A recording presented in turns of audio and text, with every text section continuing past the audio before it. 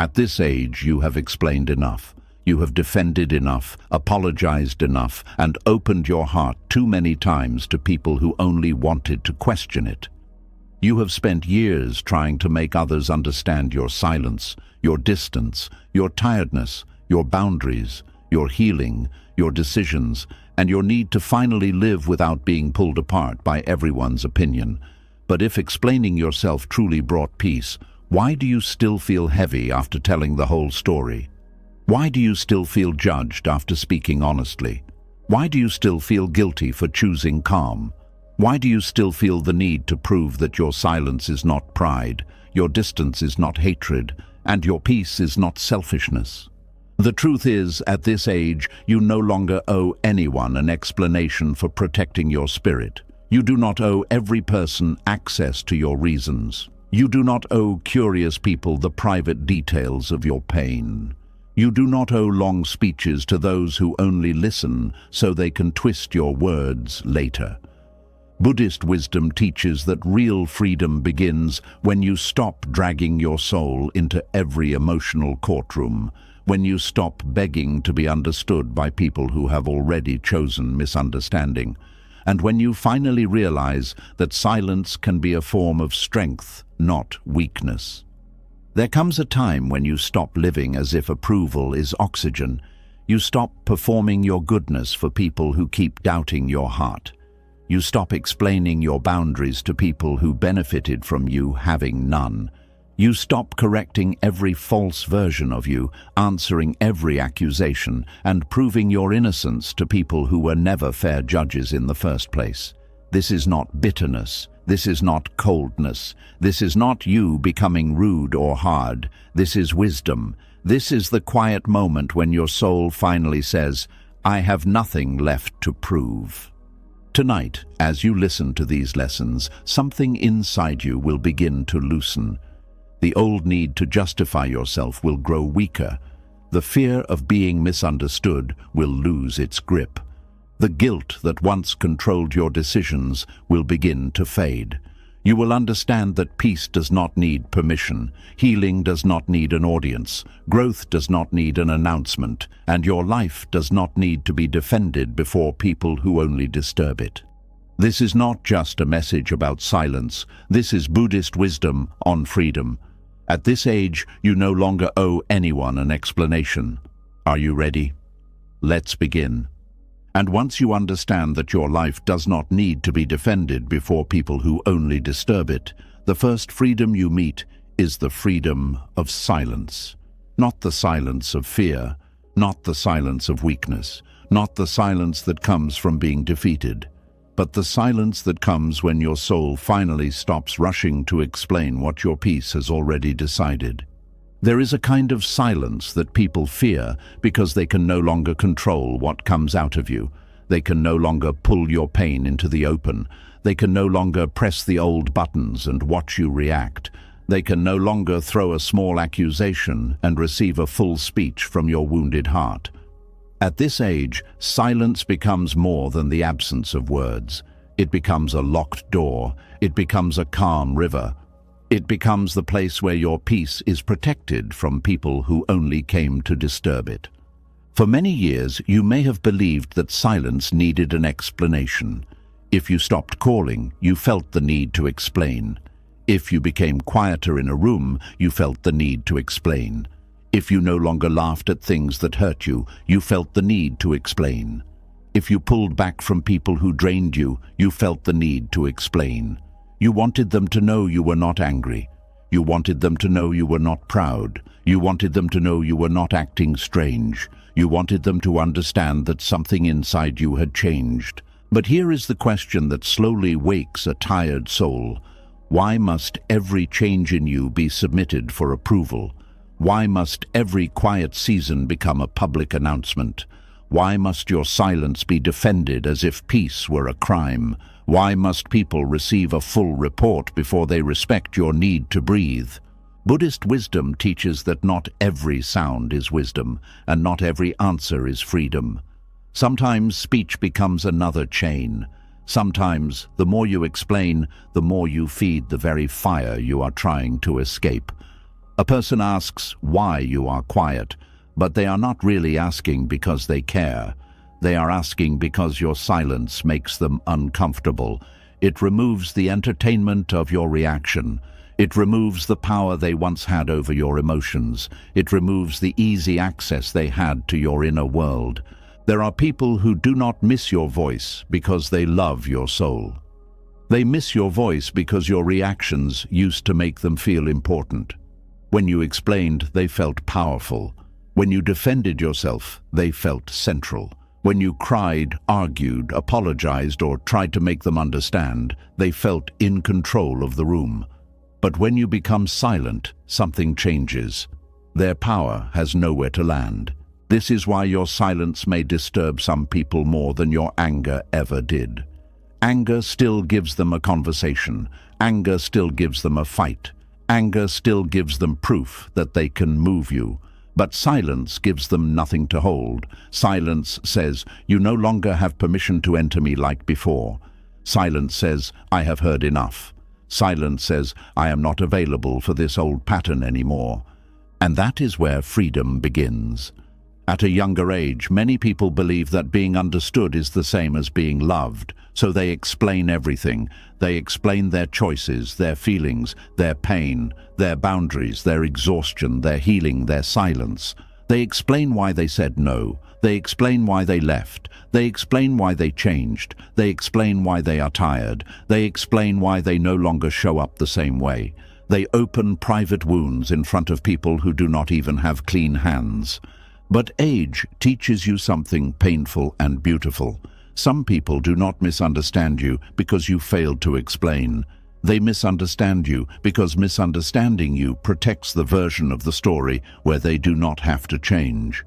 If they admit they understand your silence, they may also have to admit how much noise they brought into your life. If they admit they understand your distance, they may also have to admit how many times they crossed the line. If they admit they understand your calm withdrawal, they may also have to admit that you did not leave suddenly. You left slowly after being hurt too many times. So they pretend not to understand. They call you cold. They call you difficult. They call you changed. They say, you don't talk anymore. They say, you think you are better now. They say, you have become too proud. But deep down, what they may be feeling is not confusion. It is the loss of control. There is a difference between someone who asks about your silence with love and someone who questions your silence with accusation. Love asks gently. Control interrogates. Love creates space.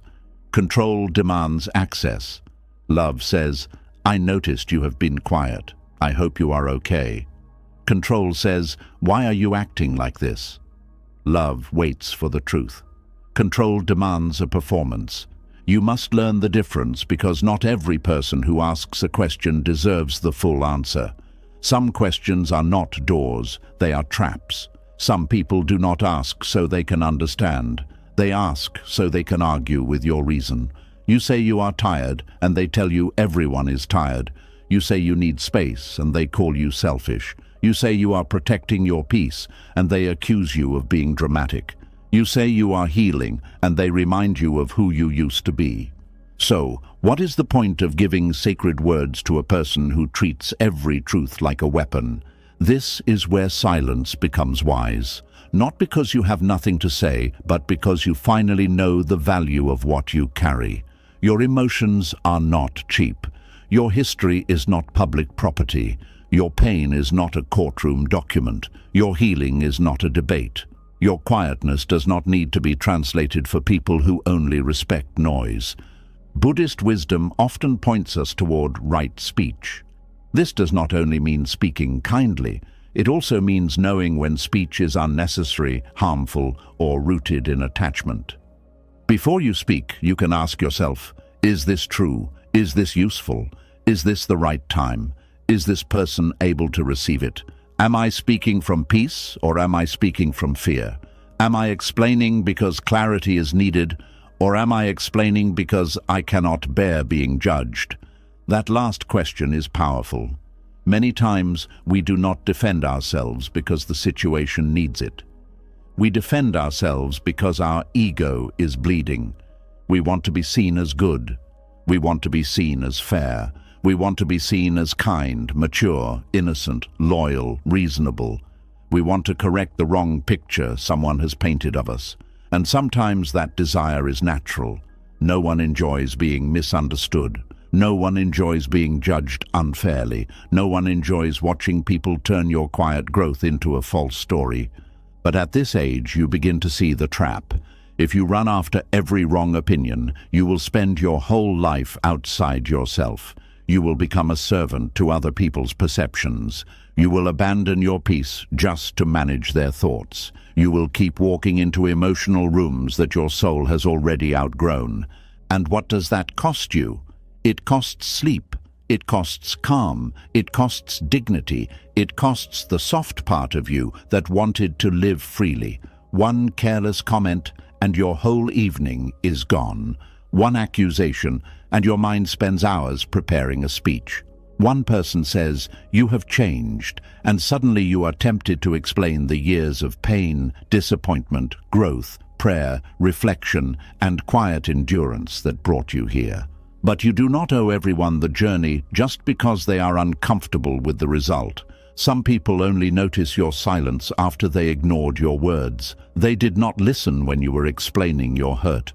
They did not listen when you were asking for respect. They did not listen when you were making small requests before your heart became tired. They did not listen when your voice was still soft, hopeful, and open. But now that you are silent, now that you are distant, now that you no longer respond with the same energy, they suddenly want a reason. The reason was there all along. They simply did not value it until access was removed. Silence then becomes a boundary without decoration. It does not shout, it does not insult, it does not chase, it does not beg, it does not explain itself into exhaustion. It simply withdraws energy from places that have proven unsafe. And this withdrawal is not hatred, it is wisdom. It is the soul saying, "I have learned where I can breathe, and I have learned where I cannot." There is a deep peace in no longer defending your quietness. You stop entering every conversation with your hands raised like someone accused. You stop over-explaining your mood. You stop apologizing for needing rest. You stop answering every message with guilt in your chest. You stop forcing yourself to be cheerful so people will not question you. You stop pretending to be available when your spirit is asking for stillness. And this is not easy at first. The old habit of explaining will fight to come back. When someone says, "You are too quiet," your body may feel pressure to perform. You may want to smile quickly, speak quickly, fix the discomfort quickly. You may want to say, "No, I am fine. I am just tired. Nothing is wrong. Don't worry." Even when something is wrong, even when you are not fine, even when your silence is the only honest thing in the room. Why do we do this? Because many of us were trained to make others comfortable, even at the cost of our own truth. We learned that silence made people suspicious. We learned that boundaries made people angry. We learned that choosing ourselves made people disappointed. So we became skilled at explaining. We learned how to soften our no. We learned how to decorate our distance. We learned how to smile while disappearing from ourselves. But Buddhist wisdom does not ask you to betray your inner peace to keep outer peace. It asks you to look deeply. It asks you to notice suffering where it begins. Sometimes suffering begins not from what people say about you, but from your need to control what they think. Sometimes suffering begins not from being silent, but from believing your silence must be accepted before it is valid. Let this settle in your heart. Your silence is valid even when someone dislikes it. Your rest is valid even when someone questions it. Your boundary is valid even when someone calls it rude. Your healing is valid even when someone wants the old version of you back. Your peace is valid even when no one claps for it. A quiet person is often misread by a noisy world. People may assume silence means weakness, sadness, arrogance, ignorance, or fear. But sometimes silence means discipline. Sometimes silence means maturity. Sometimes silence means, I saw what happened and I choose not to add more suffering. Sometimes silence means, I know my truth and I do not need to throw it at anyone.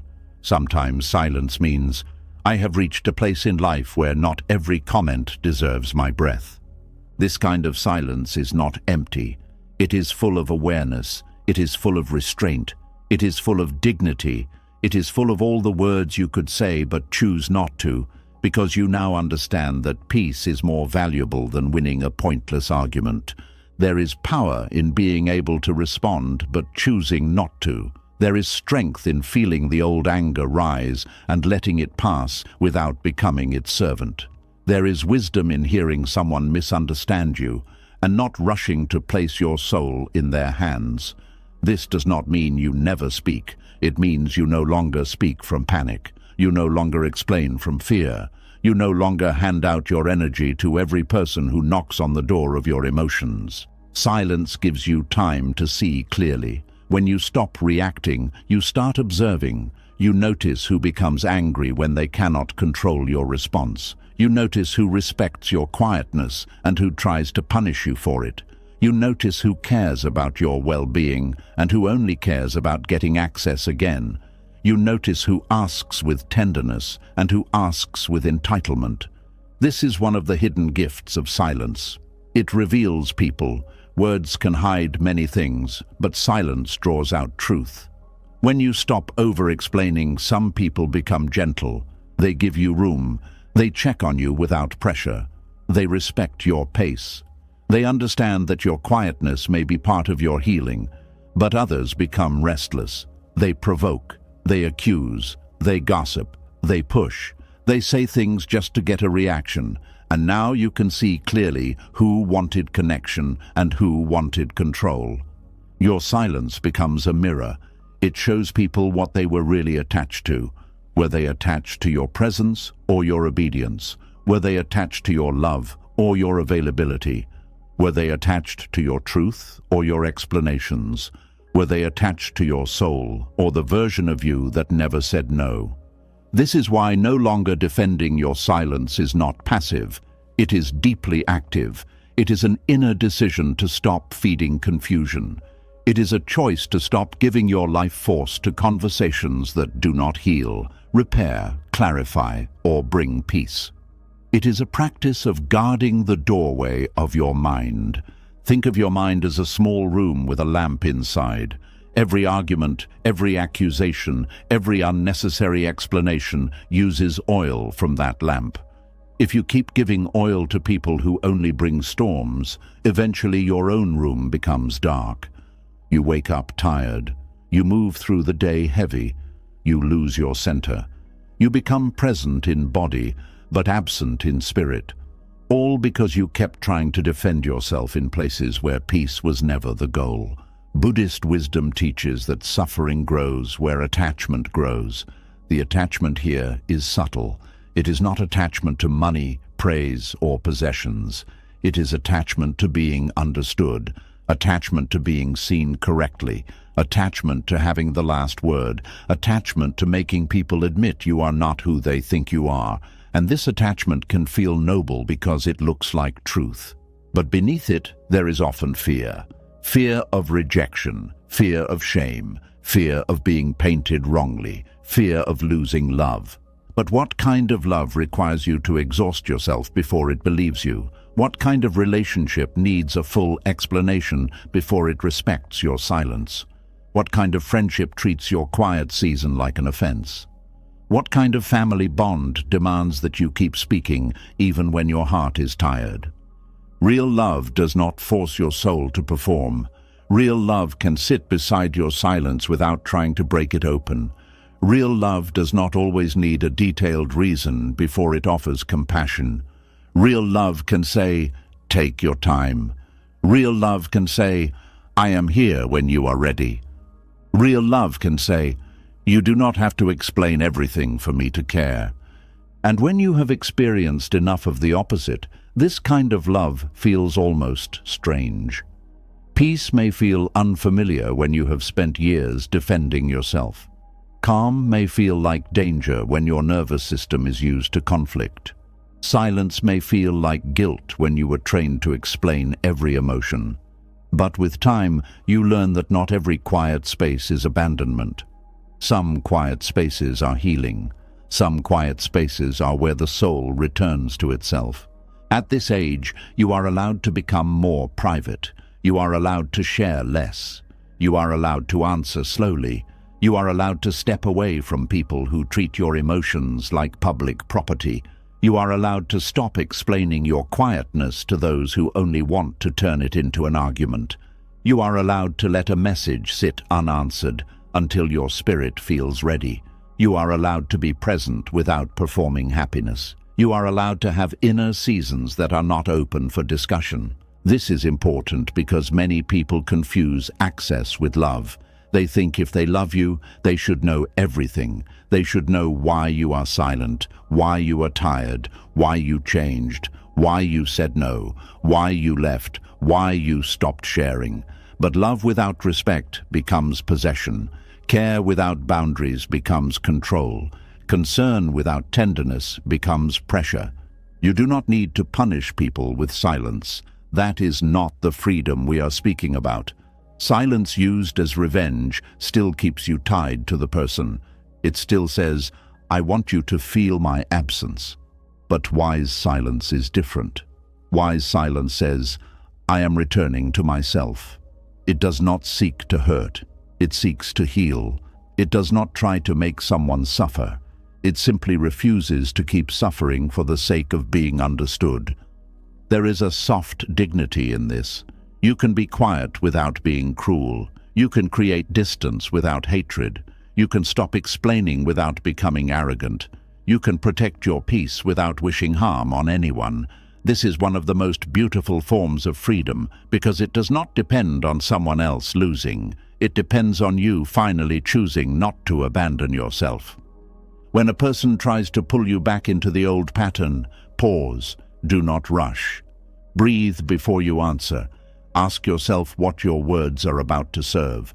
Are they serving peace? Are they serving clarity? Are they serving truth? Or are they serving the old fear of being disliked? Many times, the breath you take before speaking will save you from giving away power you fought hard to recover. You may discover that a short answer is enough. I need some quiet time. I am not ready to discuss that. I am protecting my peace. I have already said what I needed to say. This is not something I want to explain. These words do not need to be dressed in guilt. They do not need to be followed by a long apology. They do not need a paragraph of emotional proof. Simple truth is still truth. And sometimes no answer is the answer. This may feel uncomfortable, especially if you were raised to respond quickly, explain politely, and keep everyone pleased. But some messages are hooks. Some comments are bait. Some accusations are invitations back into suffering. If you answer every hook, you will spend your life being dragged by people who know exactly where to wound you. Silence can be the moment you stop biting the hook. In Buddhism, there is deep respect for awareness before action. You are not asked to become numb. You are not asked to suppress every feeling. You are asked to see clearly, to see anger as anger, fear as fear, guilt as guilt, attachment as attachment. And once you see clearly, you are no longer ruled as easily. The old reaction may still appear, but you do not have to become it. Someone may provoke you, and the old self may want to defend. The old self may want to write a long message, explain every detail, bring proof, remind them of everything they did, and make them understand exactly why you are quiet now. But the wiser self sees the path ahead. The wiser self knows that some roads only lead back to exhaustion. The wiser self says, I can speak if it will bring peace, but I do not need to bleed for someone who only wants a reaction. That is freedom. Freedom is not always loud. Sometimes freedom looks like not replying to a disrespectful message. Sometimes it looks like sitting alone with tea and feeling no need to justify your absence. Sometimes it looks like leaving a room without announcing your pain. Sometimes it looks like smiling gently while choosing not to explain what your soul has already released. Sometimes it looks like allowing people to think whatever they want because you no longer worship their opinion. And this freedom becomes stronger with age because life has taught you the cost of over-access. You have seen what happens when you tell the wrong people too much. You have seen how some people take your honesty and use it as gossip. You have seen how some people take your vulnerability and later throw it back at you. You have seen how some people ask questions not because they care, but because they want material. And after enough years, you begin to understand that privacy is not dishonesty. Privacy is protection. You can be honest and still be private. You can be kind and still be unavailable. You can be loving and still be quiet. You can forgive and still not explain yourself again. These things can exist together. You do not have to choose between being peaceful and being protected. You do not have to choose between compassion and boundaries. A lotus can grow in muddy water, but it does not become the mud. In the same way, you can live among difficult people without letting their chaos enter your heart. Silence helps you remain clean inside. It stops you from saying words that lower you. It prevents you from joining the same bitterness you are trying to escape. It gives your anger time to cool before it becomes calmer. It allows your wisdom to speak only when speech is needed, not when ego is wounded. This is why silence can be a spiritual practice. It is not just closing the mouth. It is training the heart not to chase every disturbance. There will still be moments when you need to speak. Silence is not an excuse to avoid accountability. If you have harmed someone, wisdom asks you to be honest. If clarity can repair something meaningful, speak with care. If a relationship is built on trust, communication matters. But there is a great difference between offering sincere clarity and defending yourself endlessly before someone who has already chosen your guilt. One brings healing, the other drains your spirit. So how do you know the difference? Look at the fruit. Does the conversation bring understanding, repair, and softness, or does it bring more confusion, guilt, accusation, and exhaustion? Do you feel invited into honesty or dragged into defense? Does the person listen to your words or only wait for a weak place to attack? After the conversation, do you feel clearer, or do you feel like you have betrayed yourself again? Your body often knows before your mind admits it. The tight chest, the heavy stomach, the racing thoughts, the sudden need to prove yourself, the fear before answering a message, the sadness after every call. These are not small things. They are signals. Your nervous system is telling you what your politeness keeps ignoring. At this age, protecting your silence is also protecting your body. Peace is not only spiritual, it is physical. Constant defense wears the body down. Repeated explaining keeps the mind awake. Emotional arguments leave traces in the muscles, the breath, the sleep, the heart. You cannot live in constant reaction and expect your inner world to remain gentle. That is why your quietness matters. It gives your body permission to stop preparing for battle. It teaches your mind that not every sound needs an answer. It gives your heart a place to rest. It gives your spirit space to remember itself outside of other people's demands. And maybe this is the part that feels most tender. You are not becoming silent because you have no love left. You are becoming silent because you are learning to love yourself too. You are learning that compassion does not mean emotional exposure to everyone. You are learning that patience does not mean tolerating disrespect forever. You are learning that kindness does not mean explaining until you collapse. You are learning that peace is not something you receive after people approve of your reasons. Peace is something you protect by living from wisdom. So when someone questions your silence, you do not have to rush to fill the space. Let the space breathe. Let the discomfort pass through without obeying it. Let the old guilt rise and fall. Let people adjust to the version of you that no longer explains out of fear. Some will not like it. Some will call it pride. Some will say you have changed. Let them. Growth often sounds offensive to people who benefited from your lack of boundaries. You have changed. That is the truth. But you did not change into someone cruel. You changed into someone who is tired of abandoning themselves. You changed into someone who knows that words are sacred. You changed into someone who has learned that not every ear deserves your story. You changed into someone who understands that silence can be an act of mercy, because sometimes the words you hold back are heavier than the words you speak. There is beauty in reaching a stage of life where you can sit quietly inside your own truth. No audience, no defense, no announcement, no desperate need for people to see you correctly. Just breath, just awareness, just the calm knowledge that you know who you are, and that is enough. This is the freedom of no longer defending your silence. It is not about becoming unreachable. It is about becoming rooted. It is not about refusing all conversation. It is about refusing unnecessary suffering. It is not about punishing people with distance. It is about no longer offering your peace to those who handle it carelessly. At this age, your silence is allowed to be sacred. Your quietness is allowed to have meaning without explanation. Your peace is allowed to be protected without apology. You do not have to turn every inner shift into a speech. You do not have to prove that you are still kind. You do not have to convince everyone that your silence is not against them. Sometimes your silence is simply for you. And when you finally understand this, the world becomes lighter. You stop carrying invisible court cases in your mind. You stop preparing arguments for people who are not listening. You stop giving your best energy to those who only want your reaction. You stop confusing being heard with being free. You breathe differently. You walk differently. You answer differently. You rest differently. Because now you know that your peace does not begin when everyone understands you.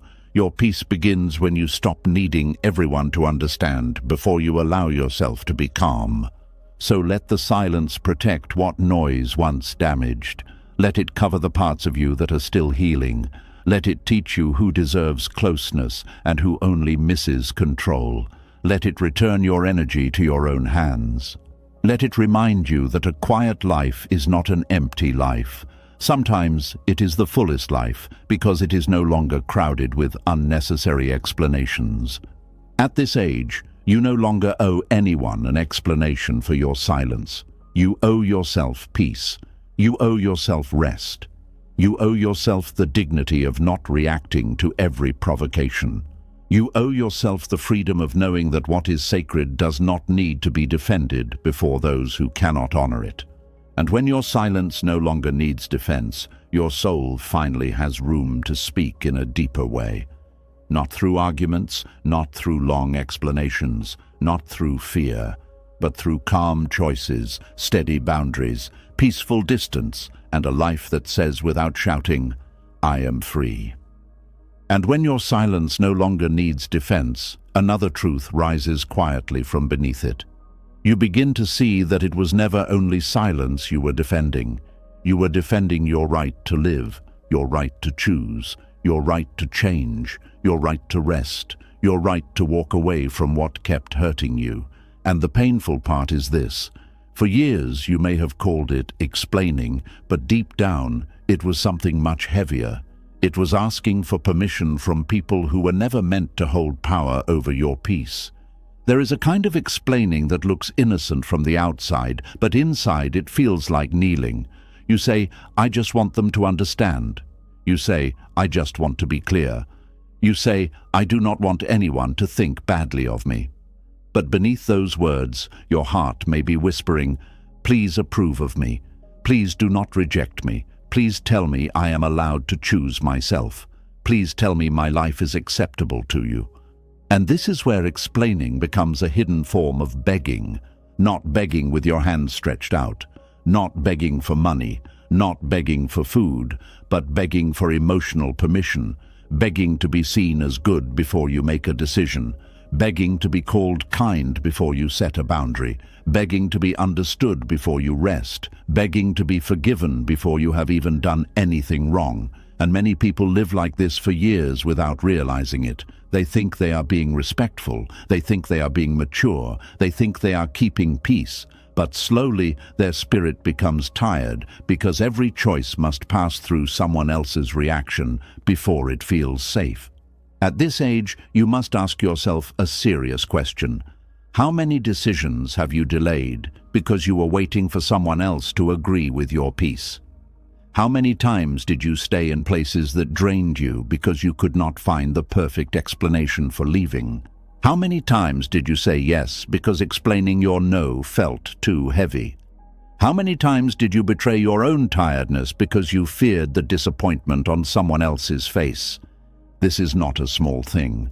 This is how many people lose years of their lives, not through one big mistake, but through thousands of small permissions they kept asking for without using those exact words. They ask permission to rest by over-explaining why they are tired. They ask permission to say no by giving a long list of reasons. They ask permission to change by apologizing for growing. They ask permission to be quiet by explaining their silence. They ask permission to choose peace by making their pain sound serious enough for others to respect. But peace should not need a dramatic story before it is honored. Your no should not need to bleed before it is believed. Your decision should not need to be wrapped in 10 reasons before it is allowed to stand. Buddhist wisdom teaches that attachment is one of the roots of suffering, and sometimes the attachment is not to a person's love. It is to their approval. It is to their agreement. It is to their understanding. It is to that small nod that says, "Fine, you are allowed." But the moment your peace depends on that nod, you have handed over your freedom. You may still be walking around like an adult, but emotionally, you are waiting at someone else's door. This is why over-explaining feels so exhausting. It is not only the words that drain you, it is the position you take inside yourself while speaking. You shrink. You soften your truth too much. You make your pain sound polite. You make your boundary sound temporary. You speak as if your decision is still open for negotiation. You give reasons, then more reasons, then examples, then apologies, then emotional proof. And the more the person questions you, the more you give away. By the end, you may not even recognize your own truth anymore. What began as a clear decision becomes a weak request. What began as a boundary becomes a debate. What began as self-respect becomes a performance. And somewhere inside, your soul knows it. That is why you feel heavy afterward.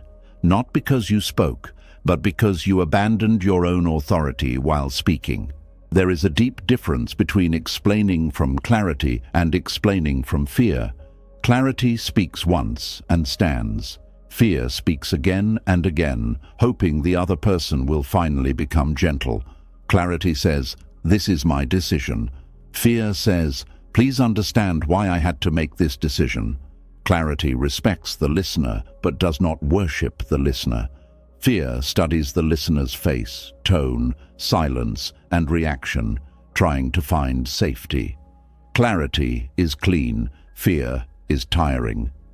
Many people who over-explain were not born that way. They were trained into it. Maybe you grew up around people who punished your honesty. Maybe you were made to feel guilty for having needs. Maybe every no became an argument. Maybe every boundary was treated like betrayal.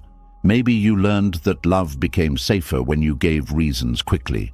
So you became an expert at defending your own existence. Before anyone accused you, you explained. Before anyone rejected you, you apologized. Before anyone misunderstood you, you tried to control the whole story. And for a time, this may have helped you survive. It may have kept certain people calm. It may have reduced conflict. It may have made you seem easy, kind, loyal, humble, and agreeable. But what once protected you can later imprison you. A habit formed in fear does not automatically become wisdom just because you are older. You must look at it honestly and ask, Is this still protecting me, or is it now keeping me small? At this age, freedom begins when you stop confusing peacekeeping with self-erasing. Keeping peace should not mean disappearing from your own life. Being kind should not mean giving everyone a vote over your decisions. Being respectful should not mean explaining until your spirit is tired. There is nothing noble about constantly shrinking so others do not feel uncomfortable with your growth. Some people will not accept your first explanation because they do not want clarity, they want control. They keep asking why, not because they are confused, but because they are looking for a weak place in your decision. You say, "I cannot come." They say, "Why?" You explain. They challenge the explanation. You explain again. They suggest another option. You defend yourself. They bring guilt. You apologize. Before you know it, you are no longer making a decision. You are trying to win permission. This is how a simple choice becomes an emotional courtroom. You stand there presenting evidence for your own life. You bring proof of your tiredness, proof of your pain, proof of your good intentions, proof that you are not selfish, proof that you are not rude, proof that you still care. But a person who wants control will never say, "Thank you, that is enough evidence." They will keep moving the line because the goal was never understanding. The goal was to make you surrender. Buddhist wisdom invites you to step out of this pattern, not with anger, not with pride, not by becoming harsh, but by returning to awareness. You notice the moment your explanation begins to turn into begging. You notice the shift in your body, the tight chest, the fast words, the need to be believed, the fear of disappointing someone, the sudden urge to overprove your goodness. That is the moment to pause. That is the moment to breathe. That is the moment to remember, I am allowed to live without being approved by everyone. This does not mean you become careless with people. It does not mean you make decisions that affect others and refuse to communicate. It does not mean you hide behind silence when honesty is needed. Buddhism is not teaching you to become cold. It is teaching you to stop being ruled by craving, and approval can become a craving. Being liked can become a craving. Being seen as innocent can become a craving. Being understood by everyone can become a craving. And every craving creates suffering when life does not give you what you demand. The craving for approval is especially dangerous because it disguises itself as goodness. You may think, I just do not want to hurt anyone. But sometimes what you really mean is, I do not want anyone to be upset with me. Those are not the same. Not wanting to hurt people is compassion. Needing everyone to be pleased with you is bondage. Compassion moves with wisdom. Bondage moves with fear. A compassionate person can say no gently. A bound person says yes resentfully. A compassionate person can explain simply. A bound person explains endlessly. A compassionate person cares about others without abandoning themselves. A bound person sacrifices themselves and calls it love, then wonders why they feel empty. This is why you must become honest with your own motives. When you explain, ask yourself, am I offering clarity or am I trying to purchase approval? That question can change your life, because once you see the difference, you can no longer lie to yourself as easily. You begin to hear the hidden begging inside long explanations. You begin to notice when you are not speaking from truth, but from the fear of being disliked. There are people who only respect you when you are easy to control. The moment you choose yourself, they call you selfish. The moment you stop explaining, they call you rude. The moment you stop apologizing for your boundaries, they say you have changed. And yes, you have changed, but not in the way they think. You have stopped kneeling. You have stopped asking them to bless the life that belongs to you. This is where many people feel guilty, because they have spent so long being approved for self-abandonment that self-respect feels like wrongdoing. When you finally stop explaining, your body may feel fear. When you give a short answer, you may feel rude. When you say, I cannot do that, Without giving 5 reasons, you may feel cold. When someone is disappointed and you do not rush to fix it, you may feel cruel. But this discomfort does not always mean you are doing something wrong. Sometimes it means you are doing something new. Growth often feels like guilt at first because your nervous system is used to old roles. If your old role was to please, freedom will feel dangerous. If your old role was to explain, simplicity will feel disrespectful. If your old role was to keep everyone comfortable, boundaries will feel like betrayal. But do not confuse the pain of change with the presence of wrongdoing. Buddhist practice is not only about sitting quietly, it is also about watching the mind as it tries to drag you back into old suffering. The mind says, explain more. The heart says, they may hate you. The body says, fix this quickly. The old self says, you cannot let them think badly of you. But awareness says, let me see clearly before I obey. That small pause is powerful. That small pause is where freedom enters. You may begin with simple words. I have made my decision. I am not available for that. I understand you feel differently. I do not want to discuss this further. I have already explained what I can. These words may feel too short at first. You may feel tempted to add more, but let them stand. Let your truth learn to stand without decoration. Because every unnecessary sentence can become a doorway back into negotiation. You say, I am not coming because I am tired. Then they say, you can rest later. Now you feel forced to explain the kind of tiredness you mean. You say, I need space because I have been overwhelmed. Then they say, everyone is overwhelmed. Now you feel forced to prove your pain is real. You say, I am choosing myself. Then they say, so you do not care about us. Now you feel forced to defend your love. Sometimes the wisest explanation is the simplest one. This is what I need. Not because the other person will like it, but because your peace does not have to win a debate before it can exist. There is a quiet dignity in not turning every decision into a public trial. You do not need to explain why your energy has changed to people who drained it. You do not need to explain why you are resting to people who benefited from your exhaustion. You do not need to explain why you are no longer available to people who only valued your availability.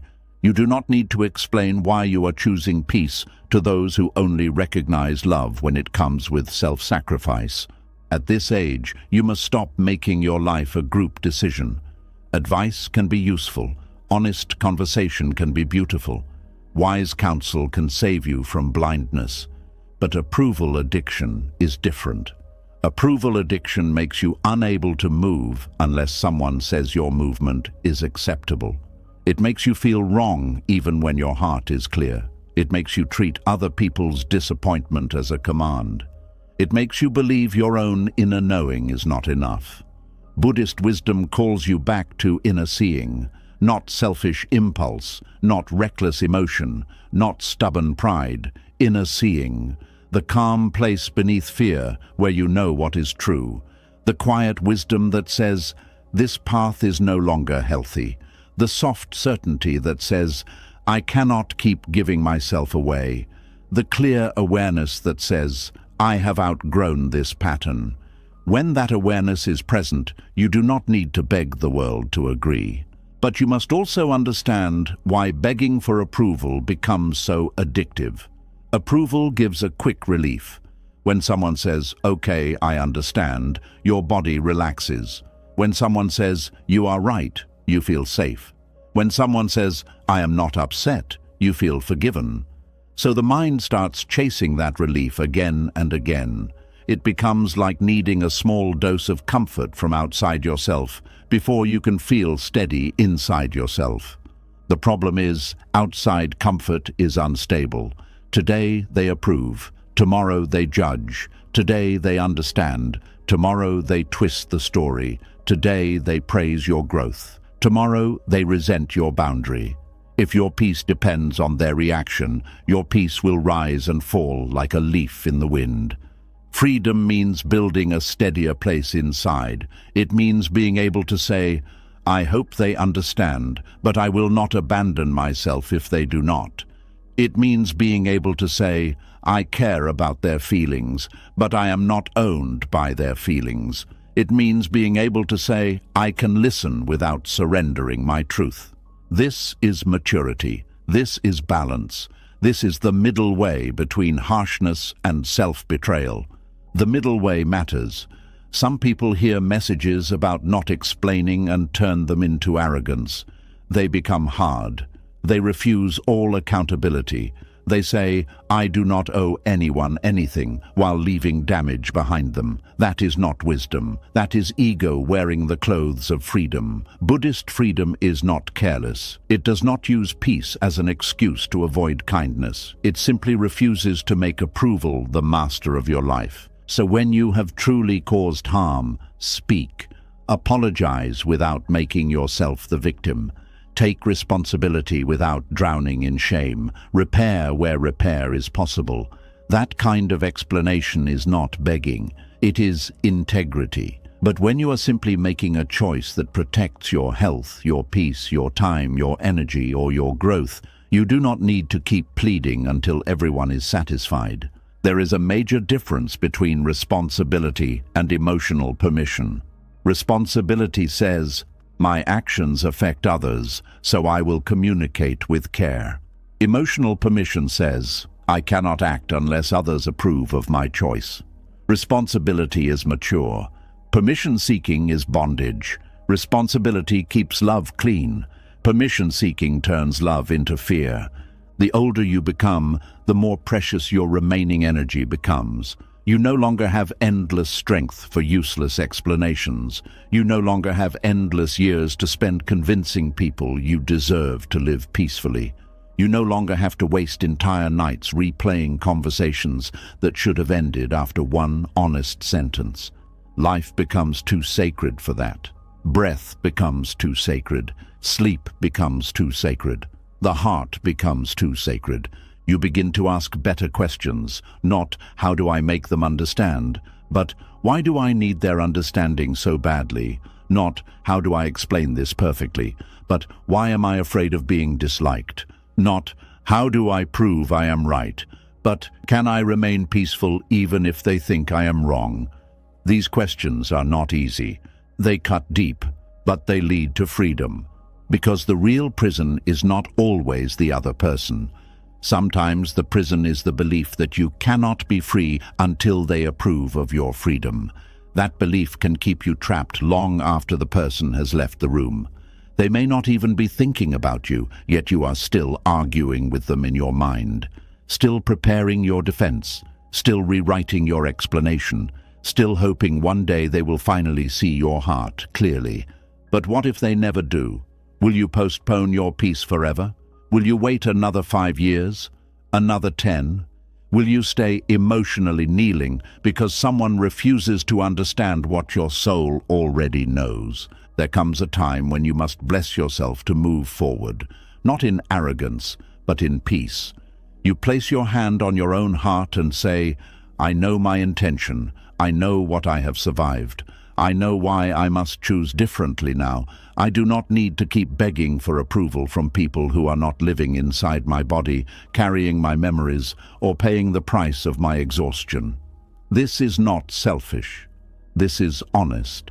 Other people may have opinions about your choices, but they do not have to live with the consequences in your nervous system. They do not lose sleep in your bed. They do not carry the tightness in your chest. They do not feel the quiet sadness you feel after betraying yourself. They do not wake up in your life. So why should they hold final authority over it? Buddhist wisdom brings you back to direct experience. You look at your suffering, you look at its cause, you look at the possibility of freedom. Then you walk the path. If explaining yourself again and again creates more suffering, you must be brave enough to see it. If needing approval keeps you trapped, you must be honest enough to name it. If your desire to be liked is stronger than your desire to be free, you must sit with that truth without shame and begin again. No shame is needed. You learned this pattern somewhere. You learned to explain because you wanted love. You learned to justify because you wanted safety. You learned to seek approval because being rejected hurt too much. So do not hate the part of you that begged. That part was trying to protect you. But now you can teach it a new way. You can tell it, we are safe enough to stop pleading now. We can be kind without kneeling. We can speak without surrendering. We can choose without asking the whole world to bless us. This is how healing becomes practical. It is not only a beautiful thought, it shows up in the next conversation, the next message, the next invitation, the next accusation, the next moment someone asks for more access than they deserve. You practice by pausing. You practice by speaking simply. You practice by not adding unnecessary proof. You practice by surviving someone else's disappointment without rushing to fix it.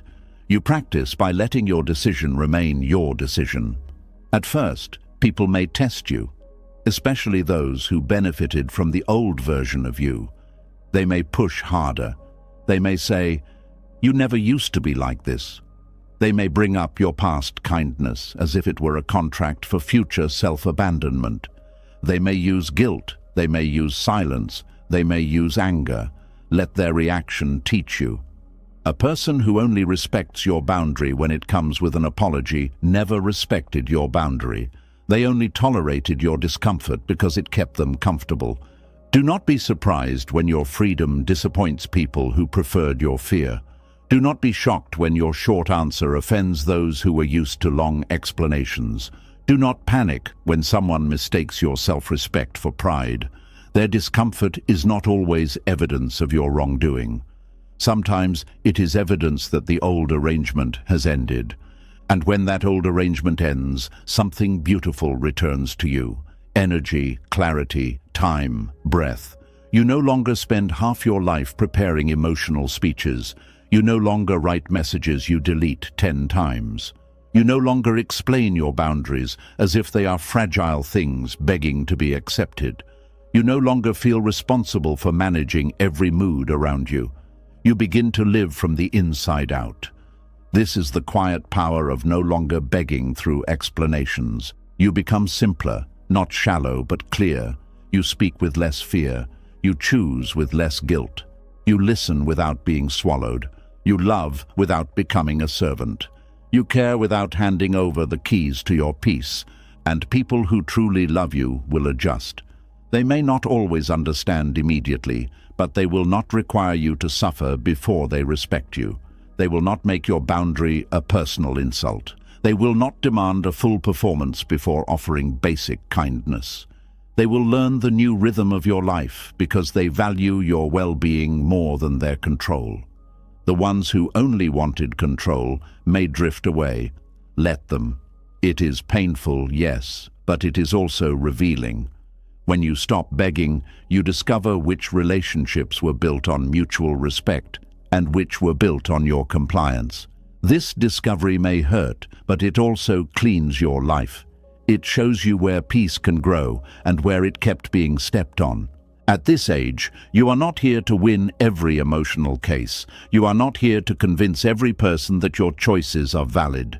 You are not here to keep kneeling before approval until your knees forget what standing feels like. You are here to live with awareness. You are here to choose with wisdom. You are here to protect the calm that took you years to find.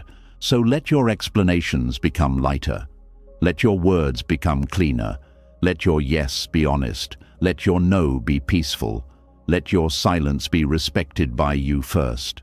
Let your choices rise from your inner knowing, not from the fear of someone's reaction. And when you feel the old need to beg for approval returning, breathe. Feel your feet on the ground. Come back to yourself. Remember that you are not a child asking for permission to exist. You are a soul learning to live freely. You can still be gentle. You can still be loving. You can still be humble, but you do not have to kneel. You do not have to keep turning your life into an explanation. You do not have to convince people to approve of the peace they did not help you build. At this age, explaining yourself should not feel like begging for the right to breathe. Your life is not a request. Your peace is not a proposal. Your boundary is not an apology waiting to be accepted. Your healing is not a debate. And your freedom does not begin when others finally understand. It begins the moment you stop asking them for permission to live. And once you stop asking people for permission to live, another layer of freedom begins to appear. You start noticing how much of your life was not only spent explaining yourself, but performing yourself. Performing your kindness, so no one would call you cruel. Performing your loyalty, so no one would call you selfish. Performing your maturity, so no one would call you difficult. Performing your goodness, so people who had already judged your heart would finally say, "Now I believe you." But at this age, you begin to understand something that can save your spirit from years of quiet exhaustion. Peace and performance cannot live in the same body for long. There is a pain that comes from being good to people who still treat you like you are guilty. You keep smiling, keep proving, keep showing up, keep forgiving, keep softening your words, keep explaining your intentions, hoping that one day they will finally see your heart clearly. But what happens when they do not want to see clearly? What happens when they have already chosen the version of you that makes their story easier to tell? What happens when your kindness becomes a stage, your patience becomes a costume, and your loyalty becomes a performance for people who are not even watching with honest eyes?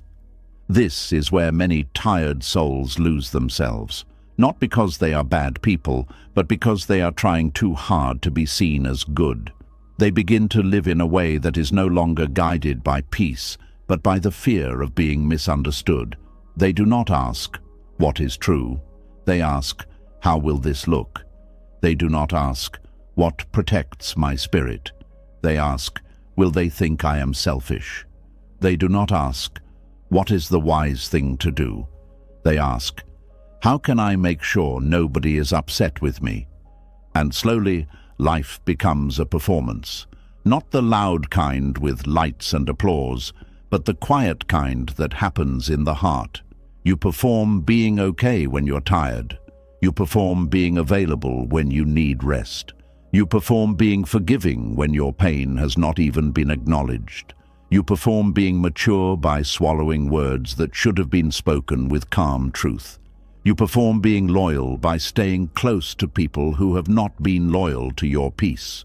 You perform being kind by abandoning your own boundaries so no one can accuse you of becoming cold. But Buddhist wisdom gently asks, who is watching, and why have you given them so much power? There is a sacred boundary between peace and performance. Peace comes from alignment. Performance comes from fear. Peace says, I know my intention and I will act from awareness. Performance says, I must make sure they see my intention correctly. Peace moves quietly. Performance keeps checking the audience. Peace can be misunderstood and still remain steady. Performance collapses when applause is missing. Peace is rooted in truth. Performance is rooted in image. At this age, you can no longer afford to live for image. Not because reputation means nothing, but because your soul is too precious to be controlled by people who are committed to misreading you. There are people who will call your boundary an attitude. They will call your silence pride. They will call your healing distance. They will call your self-respect selfishness. They will call your calmness coldness. And if you are not careful, you will spend the rest of your life trying to prove that they are wrong. But how much proving will be enough for someone who benefits from misunderstanding you? Some people need you to be the problem because it protects them from looking at their own behavior. If they admit you are peaceful, then they may have to admit they were the source of chaos. If they admit you are mature, then they may have to admit they were unfair.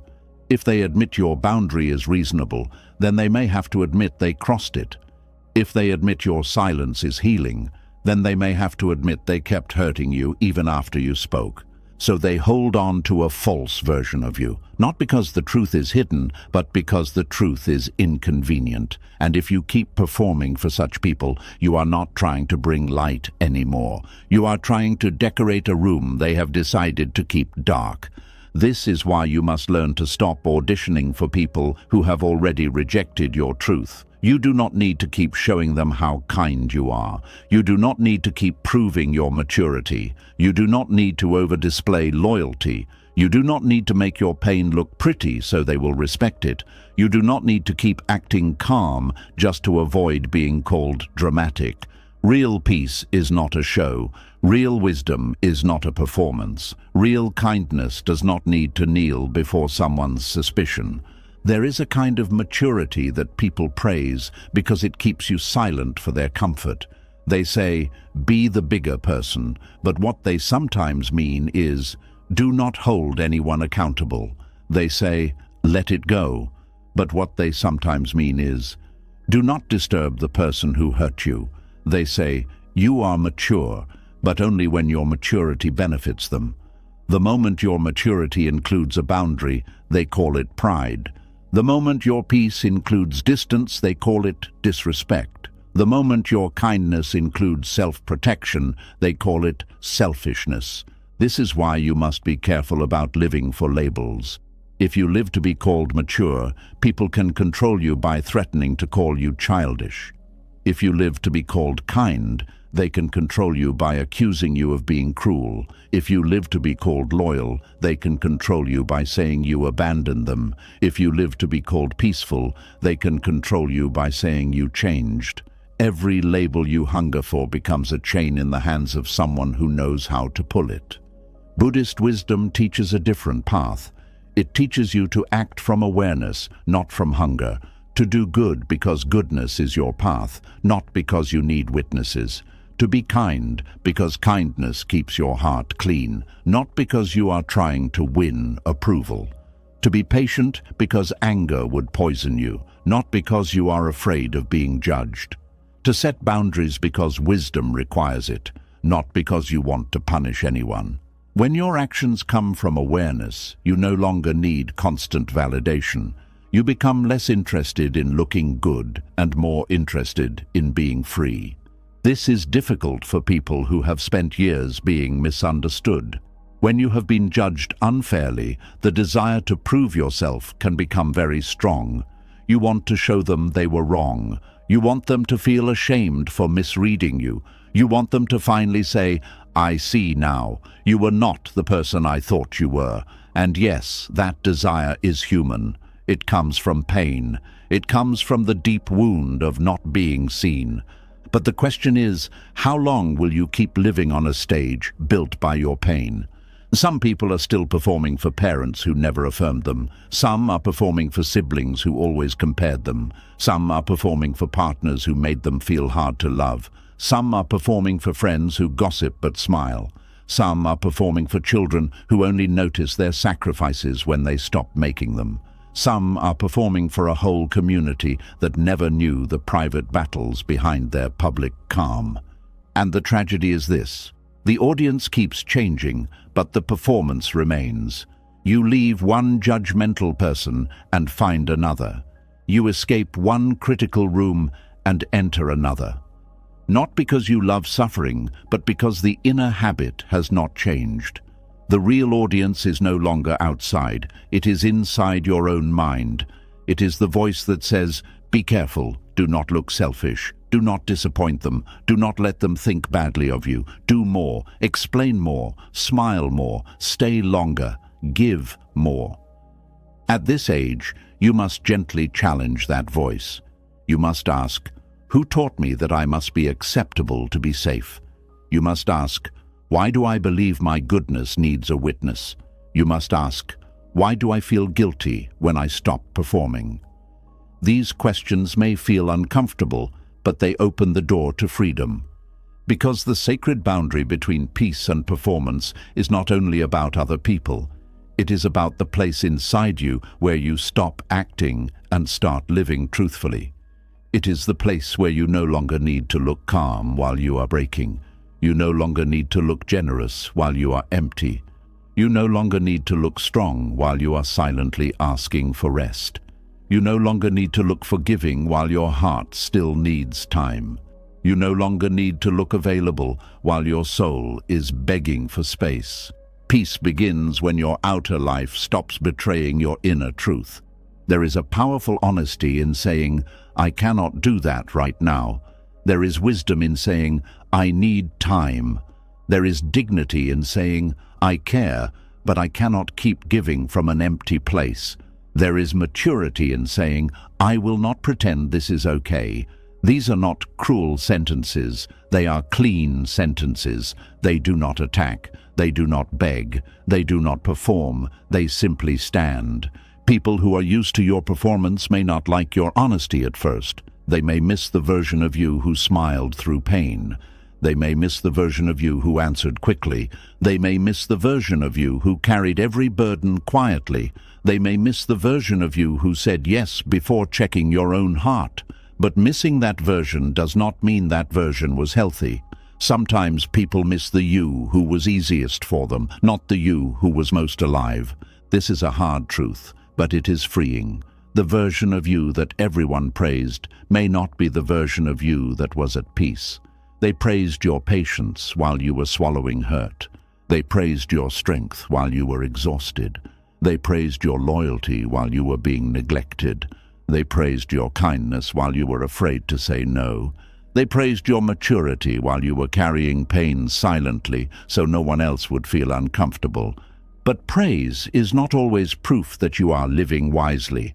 Sometimes praise is only proof that your self-abandonment was useful to someone. Buddhist wisdom does not ask you to become hard in response to this.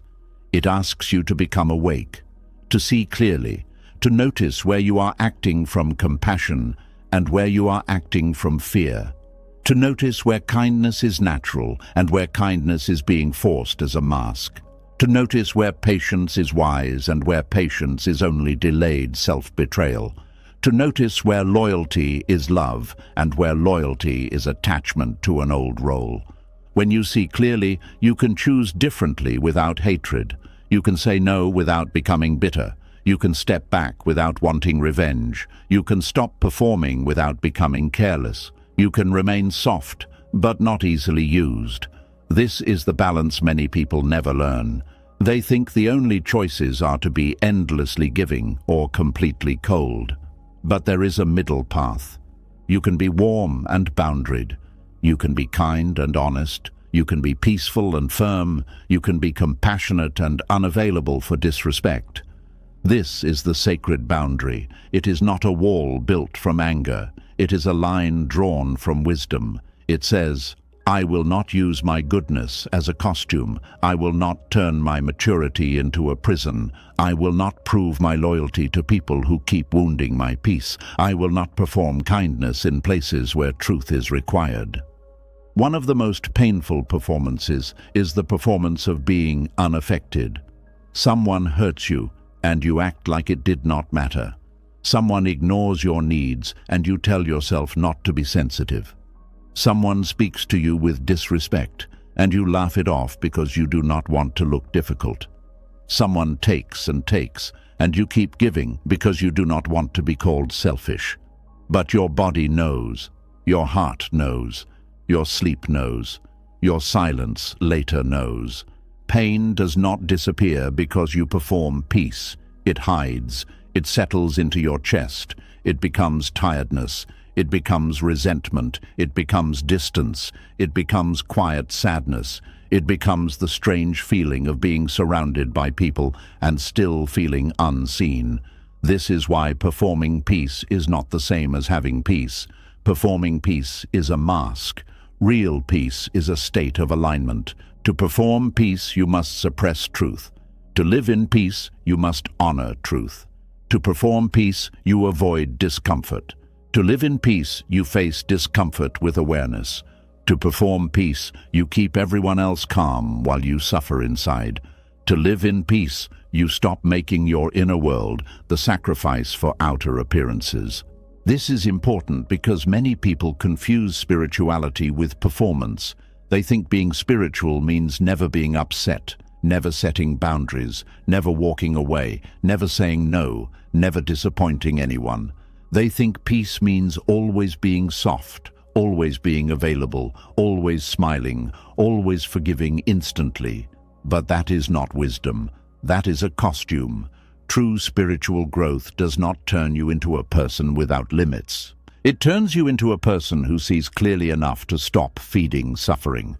Even the gentlest heart needs boundaries. Even the calmest person needs rest. Even the most forgiving soul needs space.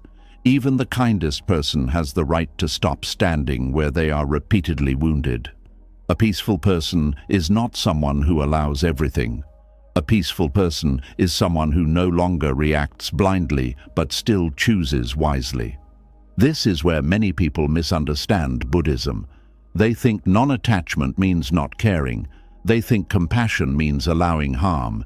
They think patience means staying forever. But Buddhist wisdom is not asking you to become a doormat. It is asking you to stop clinging. Sometimes that means letting go of anger. Sometimes it means letting go of the need to be praised. Sometimes it means letting go of the identity of being the good one in every story. Sometimes it means letting go of people who only loved your performance, not your truth. That last one can hurt deeply, because when you stop performing, some relationships may weaken. Not because love disappeared, but because the role you played was holding everything together. You were the one who always explained, always apologized, always reached out, always fixed the mood, always carried the silence, always made yourself smaller so others did not have to grow. When you stop doing that, the relationship may reveal its true shape, and you must be brave enough to see it. A relationship that only survives when you perform is not resting on love alone. It may be resting on habit, guilt, fear, convenience, or control. Real connection can survive honesty. Real love can handle a boundary. Real care can adjust when you stop pretending. Real respect does not require you to exhaust yourself to remain acceptable. This is why letting go of performance brings both grief and relief. Grief because you realize how much of yourself you gave away. Relief because you no longer have to keep giving yourself away. Grief because some people may not know what to do with the real you. Relief because the real you finally has air. At this age, you cannot keep living as a version of yourself designed to calm other people's opinions. You cannot keep dressing your truth in soft clothing so no one feels challenged by it. You cannot keep proving you are good to people who keep moving the standard. First, they want kindness. You give kindness. Then they want silence. You give silence. Then they want access. You give access. Then they want agreement. You bend. Then they want apology. You apologize. Then they want the old you back. And if you keep obeying, there will be no you left. Your soul was not given to you, so it could become a decoration for other people's comfort. Your life is not a stage for endless approval. Your goodness is not something you must act out until suspicious people are satisfied. Some people will distrust you no matter how carefully you live. Some will twist your words no matter how gently you speak. Some will question your loyalty no matter how often you show up. Some will accuse your boundaries no matter how kindly you set them. Let them meet the truth without your performance. This does not mean you become careless with your character. Character matters, integrity matters, how you treat people matters. But character is not the same as image management. Integrity is what you do because it is right. Performance is what you do so people will call you right. Integrity can stand alone. Performance needs witnesses. Integrity brings inner peace. Performance brings temporary approval followed by deeper exhaustion. So ask yourself, who am I when no one is clapping? That is where your real spiritual work begins. Are you kind when no one praises you? Are you honest when no one rewards you? Are you peaceful when no one notices? Are you loyal to truth, not just to being seen as loyal? Are you generous without needing to be called generous? Can you set a boundary and still know you are a loving person, even if someone calls you selfish? This is where freedom becomes real, not when everyone sees your goodness, but when you no longer need everyone to see it before you trust it yourself. Many people are trapped because they do not believe in their own heart unless someone confirms it. If others call them kind, they feel kind. If others call them selfish, they panic. If others call them mature, they feel safe. If others call them difficult, they collapse into self-doubt. Their identity rises and falls on the words of people who may not even know themselves clearly. That is a painful way to live. Buddhist wisdom brings your attention back inward. It asks you to know your mind, to know your intention, to know whether you are acting from greed, fear, anger, pride, compassion, wisdom, or peace. This inner honesty is more important than public approval, because people can praise you while you are acting from fear, and people can criticize you while you are acting from wisdom. The crowd is not always a reliable guide. There are times when the wisest thing you do will be misunderstood. There are times when the kindest thing you do will disappoint someone. There are times when the most peaceful choice will look rude to people who expected access. There are times when your growth will be called betrayal by those who benefited from your old wounds. If you cannot survive being misread, you will keep returning to the prison of performance. You must learn to let your inner witness become stronger than the outer audience. The inner witness is the calm part of you that knows when you are living honestly. It does not shout, it does not flatter, it simply sees. It knows when your yes is real. It knows when your no is necessary. It knows when your silence is wise. It knows when your kindness is clean. It knows when you are acting from love and when you are acting from fear. The more you listen to this inner witness, the less you need to perform. This is not easy because performance often gives quick rewards. People may smile when you say yes. They may praise you when you overgive. They may call you strong when you hide your pain. They may call you easy to love when you have no boundaries. But quick rewards can lead to long suffering. The applause fades and you are left with yourself. The praise ends and your body still carries the cost. The room goes quiet and your soul asks, "Why did you leave me again?" Do not ignore that question. It is sacred. It is the part of you that still believes you can come home to yourself. Coming home to yourself means living with fewer masks. It means saying what is true without turning it into a performance. It means giving from fullness, not fear. It means resting without guilt. It means allowing your goodness to exist quietly without needing to be displayed. It means letting your maturity show through your choices, not through your willingness to suffer silently. It means allowing your loyalty to include loyalty to your own peace. This kind of life may look less impressive from the outside, but it feels cleaner inside. You may not be praised as much. You may not be called the strong one as often. You may not be everyone's first call when they need someone to carry their burdens. You may not be invited into every emotional storm, but you will sleep better. You will breathe better. You will stop feeling like your life is being spent managing reactions. You will begin to feel the quiet joy of belonging to yourself.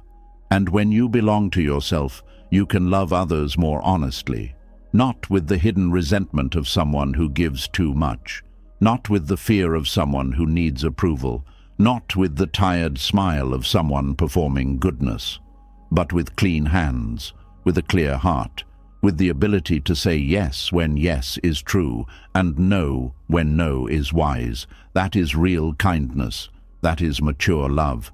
That is peace without performance. There is something deeply powerful about a person who no longer tries to look good in every story, not because they do not care about their character, but because they understand that some stories will be told by wounded mouths, jealous hearts, confused minds, and people who only know fragments. They understand that trying to correct every story would cost the peace they are trying to protect. They understand that their life must be lived, not constantly advertised. So they stop proving, they stop performing, they stop begging through goodness, they stop offering loyalty as evidence in someone else's court. They stop using kindness as a shield against criticism. They stop treating maturity as silence in the face of disrespect. They become calm, not because everyone understands them, but because they are no longer divided inside. This is the sacred boundary between peace and performance. It is the line where you stop asking, "How do I make them see me?" and start asking, "How do I remain true to myself?" It is the line where you stop living for reputation and start living from awareness. It is the line where your goodness no longer needs a spotlight. Your maturity no longer needs a witness. Your loyalty no longer needs to be proven to the ungrateful. And your kindness no longer requires self-abandonment. At this age, let your peace be real, not performed. Let your kindness be honest, not fearful. Let your maturity be rooted, not forced. Let your loyalty be wise, not blind. Let your silence be sacred, not staged. Let your boundaries be clean, not decorated for approval. You do not need to keep performing your heart for people who have already decided to misunderstand it. If they cannot see your goodness without watching you suffer, they are not looking with love. If they cannot respect your maturity unless it benefits them, they are not honoring your growth. If they cannot believe your kindness unless you keep saying yes, they do not want kindness, they want access. If they cannot accept your peace unless it keeps you available to their chaos, they do not love your peace, they love your usefulness. So step back from the stage, turn down the noise, remove the costume of being endlessly acceptable. Let the false audience leave if they must. What remains will be quieter, but it will be truer. And truth, even when it is quiet, gives more freedom than applause ever could. At this age, you no longer owe anyone a performance of your goodness. You no longer owe anyone a public display of your maturity. You no longer owe anyone endless proof of your loyalty. You no longer owe anyone kindness that requires you to disappear. You owe your spirit a life where peace is not acted out, but lived. Where love is not proven through self-betrayal, but expressed through truth. Where freedom does not depend on being understood by people who already chose their version of you. And when you stop performing, something beautiful happens. Your peace stops being a mask and becomes your home. And when your peace stops being a mask and becomes your home, something else inside you begins to change. You no longer want to decorate your truth so people will accept it. You no longer want to bend every sentence until it sounds harmless. You no longer want to hide your real decision behind soft words, nervous laughter, and unnecessary apologies. At this age, you begin to understand that being liked can cost too much when the price is your clarity. There comes a point in life when the heart grows tired of speaking in circles. You have done that before. You have said maybe when your soul already knew it was no. You have said, "I will try," when your body was already begging for rest. You have said, "It is fine," when something inside you was not fine at all. You have smiled through discomfort, softened hard truths, delayed honest conversations, and carried silent resentment because you did not want anyone to feel uncomfortable. But now, after all the years of swallowing your truth to keep others calm, one question begins to rise. Who was protecting your peace while you were protecting everyone else's feelings? That question can hurt, but it can also wake you up. Clarity is not cruelty. This is one of the first things you must understand. Many people fear being clear because they think clear words are harsh words. They think honesty must sound cold. They think directness means lack of compassion. So they wrap their truth in so many soft layers that, by the time it reaches the other person, the truth has almost disappeared. They say too much, explain too much, apologize too much, and leave the conversation with the painful feeling that they still have not said what they needed to say. But honest peace does not need to attack anyone. Honest peace does not need to raise its voice. Honest peace does not need to humiliate, punish, accuse, or prove superiority. It simply says what is true without betraying the heart. It says, "I cannot continue this." It says, "That does not work for me." It says, "I need space." It says, "I am not available for that conversation." It says, "I have decided." It says, "I hear you, but my answer is still no." Simple words can feel shocking when you have spent years speaking from fear. They can feel too plain, too firm, too exposed. You may feel tempted to add a long explanation afterward, just to soften the silence. You may want to say, "Please do not misunderstand me," or "I hope you are not angry," or "I am sorry if this sounds bad," even when you have said nothing wrong. That temptation is old training. It is the voice of the part of you that believes peace is only safe when everyone approves of it. But there is an age where clarity becomes more important than being liked. Not because you stop caring about people, but because you finally start caring about truth. You realize that a life built on pleasing words becomes a confusing life. People do not know where you stand. You do not know where you stand. Every choice becomes foggy. Every relationship becomes full of guessing. Every boundary becomes weak because it was never spoken clearly enough to be honored. And when truth is unclear, resentment grows in the shadows. Think of how many relationships become heavy, not because love is absent, but because honesty is delayed. Someone keeps asking too much, and you keep saying yes with a tired smile. Someone keeps crossing a line, and you keep hoping they will notice the pain you never clearly named. Someone keeps calling at the wrong time, speaking to you in the wrong way, draining your energy, expecting your availability, and instead of saying the truth, you become quieter, colder, more distant, more resentful. Then one day, the relationship breaks, and they say, "Why did you never tell me?" Sometimes they are avoiding responsibility, but sometimes there is truth in the question. Sometimes we expect people to respect boundaries we never clearly expressed. Sometimes we punish people with distance because we were too afraid to speak with honesty earlier. Sometimes we call it peace, but it is really avoidance wearing a calm face. Buddhist wisdom does not teach avoidance, it teaches awareness. It asks you to see clearly what is happening inside and outside you. It asks you to notice suffering before it becomes bitterness. It asks you to speak in a way that reduces confusion, not increases it. Right speech is not only about gentle speech, it is also about truthful speech, timely speech, useful speech, and speech that comes from a clean intention. A pleasing lie may sound gentle, but if it creates more suffering later, it is not wisdom. This is where many people struggle. They have confused being liked with being good. They believe if someone is pleased with them, they have done the right thing. But people can be pleased with you while you are betraying yourself. People can praise you while you are losing your peace. People can call you kind while you are carrying pain they never see. Being liked is not always a sign that you are living wisely. Sometimes it is only a sign that you have not disturbed anyone's comfort yet. Clarity may disturb comfort. That does not make it wrong.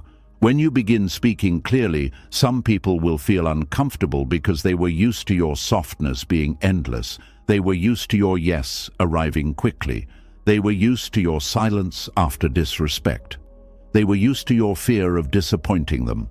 So when you finally say, "No, I cannot do that," they may react as if you have become a different person. But often you have not become different. You have become honest. There is a deep freedom in allowing your words to match your inner truth. No hidden resentment, no false agreement, no smiling while your spirit pulls away. No saying yes and then secretly hoping something happens so you do not have to follow through. No pretending you are okay with what your body is rejecting. Clarity brings you back into one piece. Your mouth, your heart, and your actions finally stop living separate lives. This is important because every time you choose pleasing words over honest peace, you divide yourself. One part of you speaks, another part of you suffers. One part of you smiles, another part of you withdraws. One part of you says yes, another part of you feels trapped. This inner division is exhausting. It creates a quiet kind of suffering that is hard to explain because on the outside, everything looks fine. But your spirit knows when your words are false. Your body knows when your yes is a lie. Your sleep knows when you have agreed to something that goes against your peace. Your mood knows when you have swallowed too much. You may fool people, but you cannot fool your inner life forever.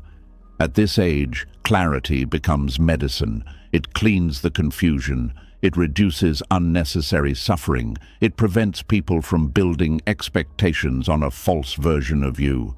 It protects your energy before resentment grows. It helps you live with fewer hidden tensions.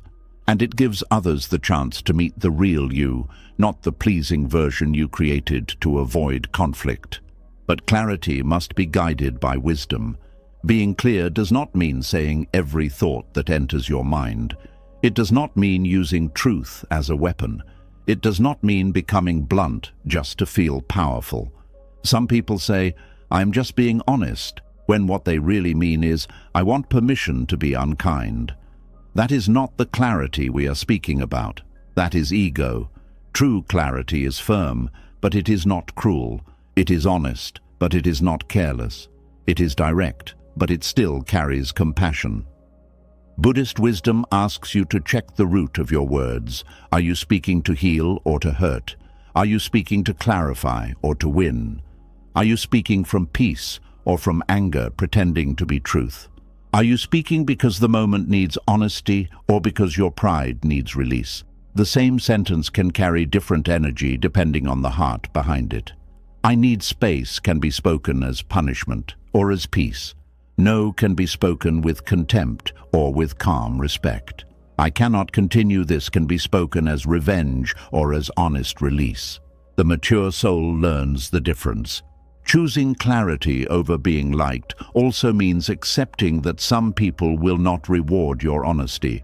This is where freedom becomes real. Anyone can speak clearly when applause is guaranteed. Anyone can tell the truth when everyone agrees. But can you remain clear when someone is disappointed? Can you stay calm when someone calls your decision selfish? Can you keep your words simple when someone tries to pull you into guilt? Can you allow someone to dislike your boundary without running back to edit it? This is the age where you stop editing your truth every time someone frowns. For years, you may have treated discomfort as danger. If someone became quiet, you panicked. If someone sounded upset, you explained more. If someone pulled away, you blamed yourself. If someone criticized you, you rushed to soften your decision. But not all discomfort is danger. Sometimes discomfort is simply what happens when truth enters a place where performance used to live. Sometimes people are uncomfortable because they are adjusting to a healthier version of you. Sometimes you are uncomfortable because your old habit of pleasing is losing control. You do not have to fix every discomfort. This is a powerful lesson. You can let people feel what they feel without making it your job to erase it. You can be kind to someone's disappointment without surrendering your decision. You can understand their sadness without making it more important than your peace. You can listen to their view without changing your truth, just to calm them down.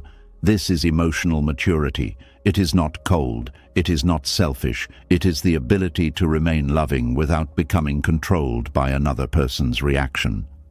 There is a quiet sentence that can change your life. Their discomfort is not my command. Let that sit in your heart. Their disappointment is not always proof that you did wrong. Their anger is not always a sign that you must apologize.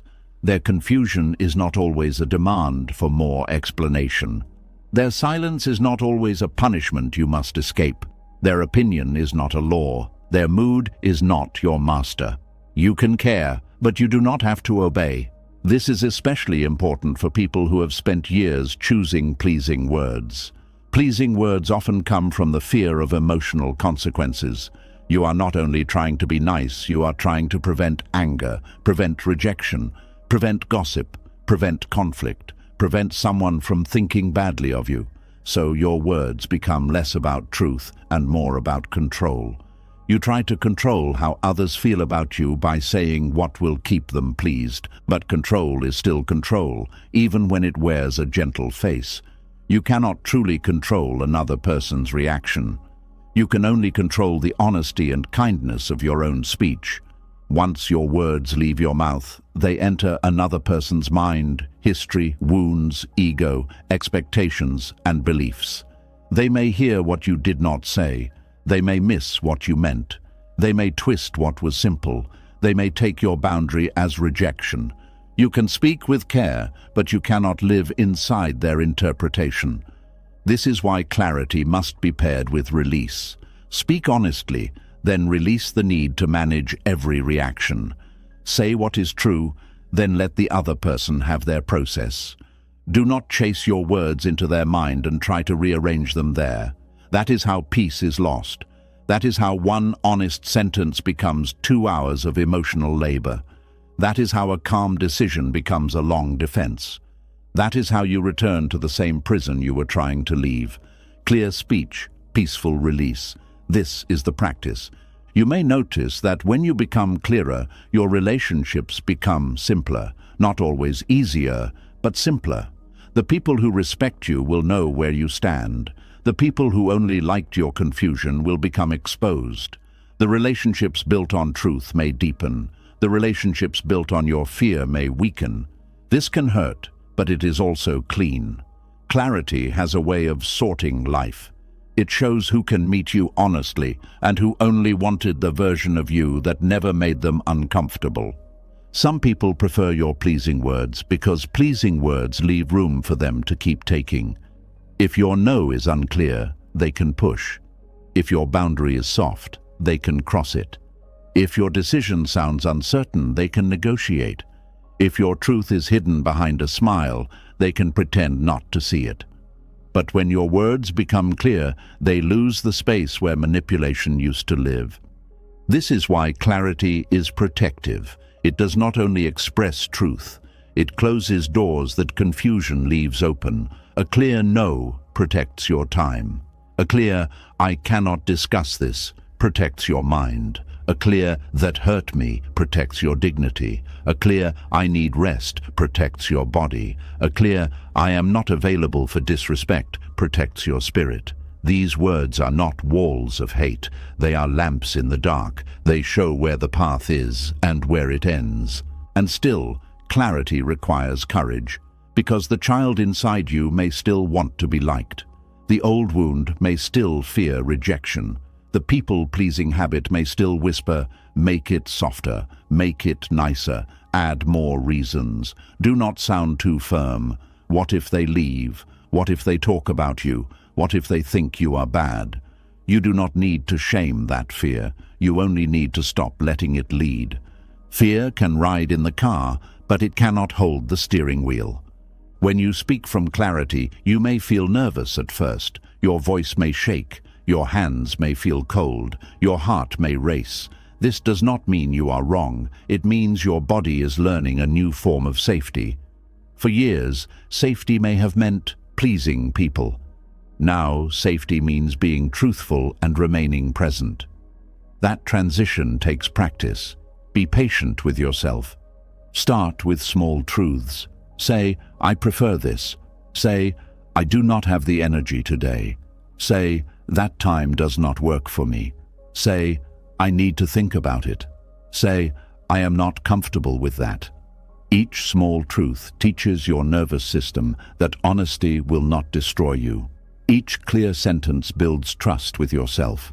Each moment you do not collapse into pleasing becomes a brick in the house of inner freedom. Over time, you begin to respect yourself differently, not in a loud way, not in a proud way, but in a steady way.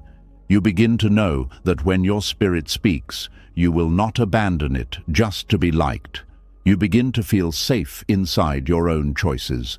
You begin to stop looking around for approval before you honor what you know. This is one of the greatest changes that can happen with age. You stop needing to be everyone's idea of pleasant. You become more devoted to being whole. Wholeness may not please everyone. A whole person has edges. A whole person has limits. A whole person cannot be everywhere, cannot carry everyone, cannot agree with everything, cannot keep smiling through every wound. A whole person disappoints people sometimes, not from cruelty, but from truth. A whole person knows that love without honesty becomes performance, and peace without clarity becomes silence full of pain. At this age, you are allowed to be whole. You are allowed to stop using pretty words to cover painful truths. You are allowed to stop saying, "I do not mind," when you do mind. You are allowed to stop saying, "whatever you want," when your heart has a preference. You are allowed to stop saying, "it is okay," when something needs to change. You are allowed to stop saying sorry when you are simply being honest. You are allowed to stop turning every boundary into a speech designed to protect someone from feeling the truth. The truth does not have to be violent, but it does need to be visible. There is a difference between being considerate and being unclear. Consideration thinks about how words land. Unclear speech hides the truth so no one reacts. Consideration is loving. Unclear speech is fearful. Consideration says, "Let me speak this with care." Fear says, "Let me speak this in a way that keeps me safe from their judgment." One honors both people. The other abandons you. You can be considerate without becoming confusing. You can say, "I care about you, but I cannot keep doing this." You can say, "I understand this may disappoint you, but my answer is no." You can say, "I value our relationship, and that is why I need to be honest." These words carry both truth and tenderness. They do not attack, but they do not disappear either. This is the kind of speech that brings honest peace, not the false peace where everyone smiles while resentment grows, not the fragile peace where one person carries the truth alone. Not the peace that depends on silence, fear, and emotional pretending. Honest peace may feel uncomfortable at first, but it creates cleaner ground. People know what is real. You know what is real. And what is real can be healed, adjusted, accepted, or released. What is hidden cannot be healed. Many people live in relationships full of hidden truths. Hidden tiredness, hidden anger, hidden disappointment, hidden needs, hidden boundaries, hidden grief, hidden resentment. They keep everything hidden because they do not want conflict. But hidden truth does not disappear. It leaks out. It becomes sarcasm. It becomes emotional distance. It becomes sudden anger over small things. It becomes cold replies. It becomes the loss of affection. It becomes the quiet death of connection. Clarity may feel risky, but hidden truth is also risky. The difference is that clarity gives healing a chance. When you choose clarity, you give life a chance to become honest. Maybe the other person listens. Maybe they do not. Maybe the relationship improves. Maybe it reveals that it was not strong enough to hold truth. Either way, you are no longer trapped in pretending. Either way, you have honored your inner life. Buddhist wisdom reminds us that everything changes. Relationships change, roles change, needs change, energy changes. What you could carry 10 years ago may not be what you can carry now. What you tolerated before may no longer be acceptable. What once felt like love may now feel like attachment. What once felt like duty may now feel like self-betrayal. This does not make you bad. It makes you awake to impermanence. Clarity helps you move with change instead of lying to preserve an old image. You can say, "This no longer works for me." You can say, "I have changed." You can say, "I need a different way." You can say, "I cannot keep living by the old pattern." These words may unsettle people who want you frozen in the version they understand. But you are not here to remain understandable at the cost of your growth. Growth requires honest language. Without honest language, people keep relating to who you used to be. They keep making demands on an old version of you. They keep expecting old access, old silence, old sacrifice, old availability. Clear words help announce to your own life, not for performance, but for alignment, that something has shifted. And when something has shifted, your words must shift too. At this age, pleasing words may feel too small for the life you are trying to live. You need words with roots, words that do not collapse under pressure, words that carry peace but also carry weight, words that can be gentle without being weak, words that can be final without being cruel, words that can protect without attacking, words that can close a door without slamming it. This is the art of calm clarity.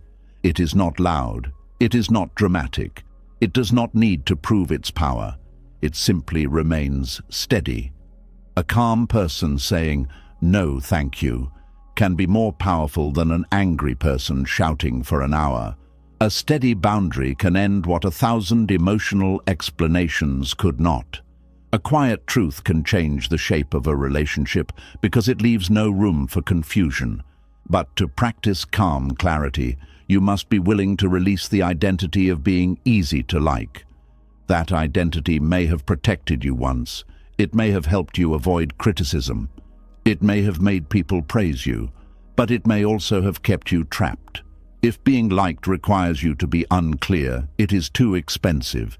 If being liked requires you to silence your needs, it is too expensive.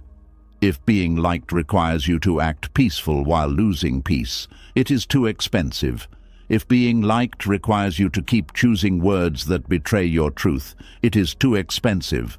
Not everyone has to like the real you. This is not a sad thing, it is a freeing thing. Some people only liked your availability. Some liked your agreement. Some liked your fear of conflict. Some liked your habit of making their comfort more important than your clarity. When those things change, their liking may change too.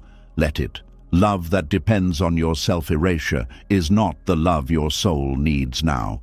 The right people may still feel uncomfortable with your honesty at times, but they will not punish you for being real. They will ask, listen, adjust, and speak honestly back. They will not require you to become vague so they can remain comfortable. They will value the truth because they value the relationship. They will understand that clarity is not an enemy of love, it is one of love's cleanest forms. Because without clarity, love becomes guessing. Without clarity, kindness becomes resentment. Without clarity, loyalty becomes silent suffering. Without clarity, peace becomes a performance. But with clarity, love can breathe. Boundaries can be understood. Needs can be named. Choices can be respected. Distance can be honest. Connection can become real. This is why your words matter. Not many words, true words, clean words, words that come from the part of you that is no longer kneeling, words that do not beg to be liked, words that do not attack to feel strong, words that do not hide to avoid discomfort, words that simply open the window and let truth enter the room. At this age, clarity becomes more important than being liked because your remaining life needs peace, not applause. You have spent enough years adjusting yourself to fit rooms that never made space for your whole being. You have spent enough energy choosing words that kept others calm while your own heart became restless. You have spent enough nights wondering why you feel unseen after working so hard to be acceptable. Now, let your language become a home for your truth. Let your words become simple enough for your spirit to trust them. Let your no be peaceful. Let your yes be honest. Let your boundaries be clear. Let your care be real. Let your decisions stand without being dressed in fear. Let your calm be stronger than your need to be liked. Some will understand, some will not. Some will adjust, some will resist. Some will respect you more. Some will call you changed. But through it all, you will begin to feel something you may not have felt in years. The quiet strength of being on your own side. That strength is freedom, not the freedom of being admired by everyone, not the freedom of being approved by every person, not the freedom of never disappointing anyone, but the freedom of no longer abandoning your truth to remain pleasing, the freedom of speaking with care and still standing firm. The freedom of allowing others to feel uncomfortable without turning yourself into a lie to rescue them from it. At this age, you no longer need to choose pleasing words over honest peace. You can be kind and clear. You can be gentle and firm. You can be loving and truthful. You can be calm and still make decisions that others do not like. Your life does not need to be wrapped in words that make everyone comfortable. Your life needs words that keep your soul awake. And when clarity becomes more important than being liked, you stop living as a person waiting to be approved. You begin living as a person who has finally decided to be true. And when you begin living as a person who has finally decided to be true, another wisdom quietly enters your life. You start realizing that truth does not have to be placed in every hand. Your story does not have to be opened in every room. Your pain does not have to become a full explanation for people who only came with curiosity, judgment, or hidden hunger for details. At this age, clarity matters, yes, but clarity does not mean giving everyone the full story. Sometimes the clearest thing you can say is very little. There is a private tiredness that comes from telling too much to the wrong people. You open your heart because you want to be understood. You explain the years, the wounds, the disappointments, the quiet battles, the reasons behind your distance, the pain behind your decision, and the long road that brought you to this moment. But afterward, instead of feeling lighter, you feel exposed. You feel as if you handed something sacred to someone who did not wash their hands before touching it. And deep down, you know the truth. Not everyone has the maturity to hold your story without twisting it. This is where Buddhist discernment becomes important. Compassion does not mean giving every person full access to your inner world. Kindness does not mean telling everyone everything. Honesty does not mean removing all privacy. There is a difference between being truthful and being unguarded. There is a difference between being open-hearted and being careless with your own spirit. A wise person does not hide truth out of fear, but they also do not scatter truth in places where it will be stepped on. Your story is not common property. Your pain is not a public road. Your healing is not a performance. Your private reasons are not a meal for every hungry ear. Some people ask questions because they care. Some ask because they want control. Some ask because they want gossip. Some ask because your boundary has disturbed their comfort. Some ask because they want to find one sentence they can use against you later. And if you treat all these people the same, you will keep getting wounded in places where wisdom told you to be careful. At this age, you must learn that not every listener is a safe place. Some people listen with love. They listen slowly. They do not rush your pain. They do not interrupt your truth with their own judgment. They do not make your story about themselves. They do not collect your weakness as future ammunition. When you speak, they hold your words with care. You can feel your body soften around them. You do not feel the need to perform, defend, or polish every sentence. Their presence gives your truth room to breathe. But some people listen like hunters. They wait for a weakness. They wait for a contradiction. They wait for a detail they can question. They wait for something they can carry to someone else. They do not listen to understand your heart. They listen to build their version of the story. And once they have enough, they walk away with pieces of you they were never worthy to carry. This is why discernment is not bitterness. It is protection. Buddhist wisdom teaches that awareness must guide compassion. Without awareness, compassion becomes self-abandonment. Without discernment, kindness becomes an open gate for people who have no respect for sacred ground. You can wish people well without telling them everything. You can forgive someone without giving them access to your deepest reasons. You can be peaceful without being transparent to those who have proven they cannot handle truth with care. A lot of people confuse privacy with dishonesty. They think if you do not tell them everything, you are hiding something wrong. But privacy is not always secrecy. Sometimes privacy is dignity. Sometimes privacy is healing. Sometimes privacy is the way the soul protects what is still tender. A seed does not grow because it is exposed to every eye. It grows because it is covered, protected, and given the right conditions. In the same way, some parts of your life need quiet protection before they can become strong.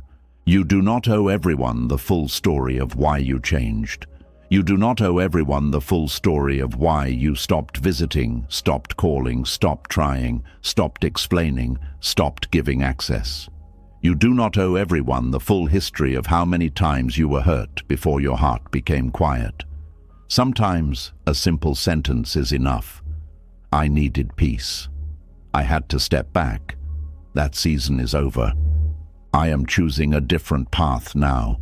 These words may not satisfy everyone, but your life was not created to satisfy everyone's curiosity.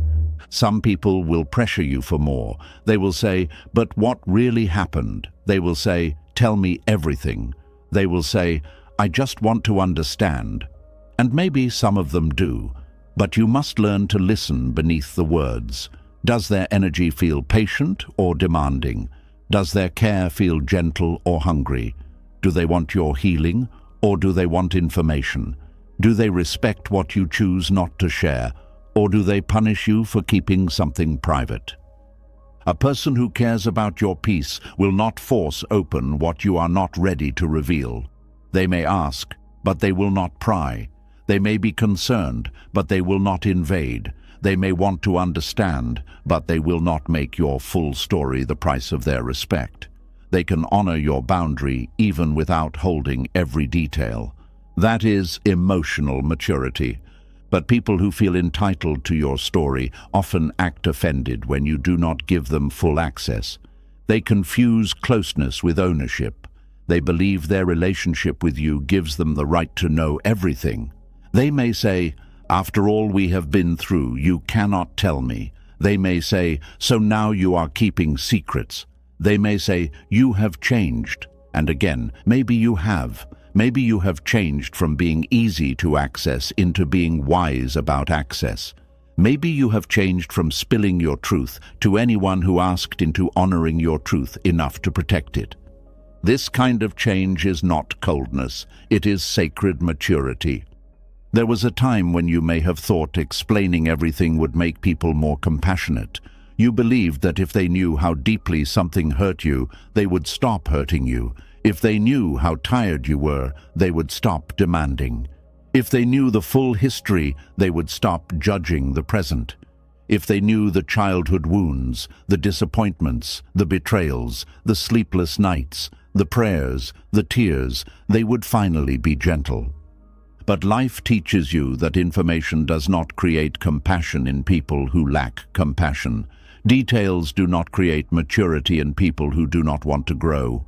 Your full story will not automatically make someone kind. Sometimes it only gives an unkind person more material. This is a painful lesson, but it is also freeing. You stop believing that your pain must be fully displayed before it deserves respect. You stop turning your wounds into evidence.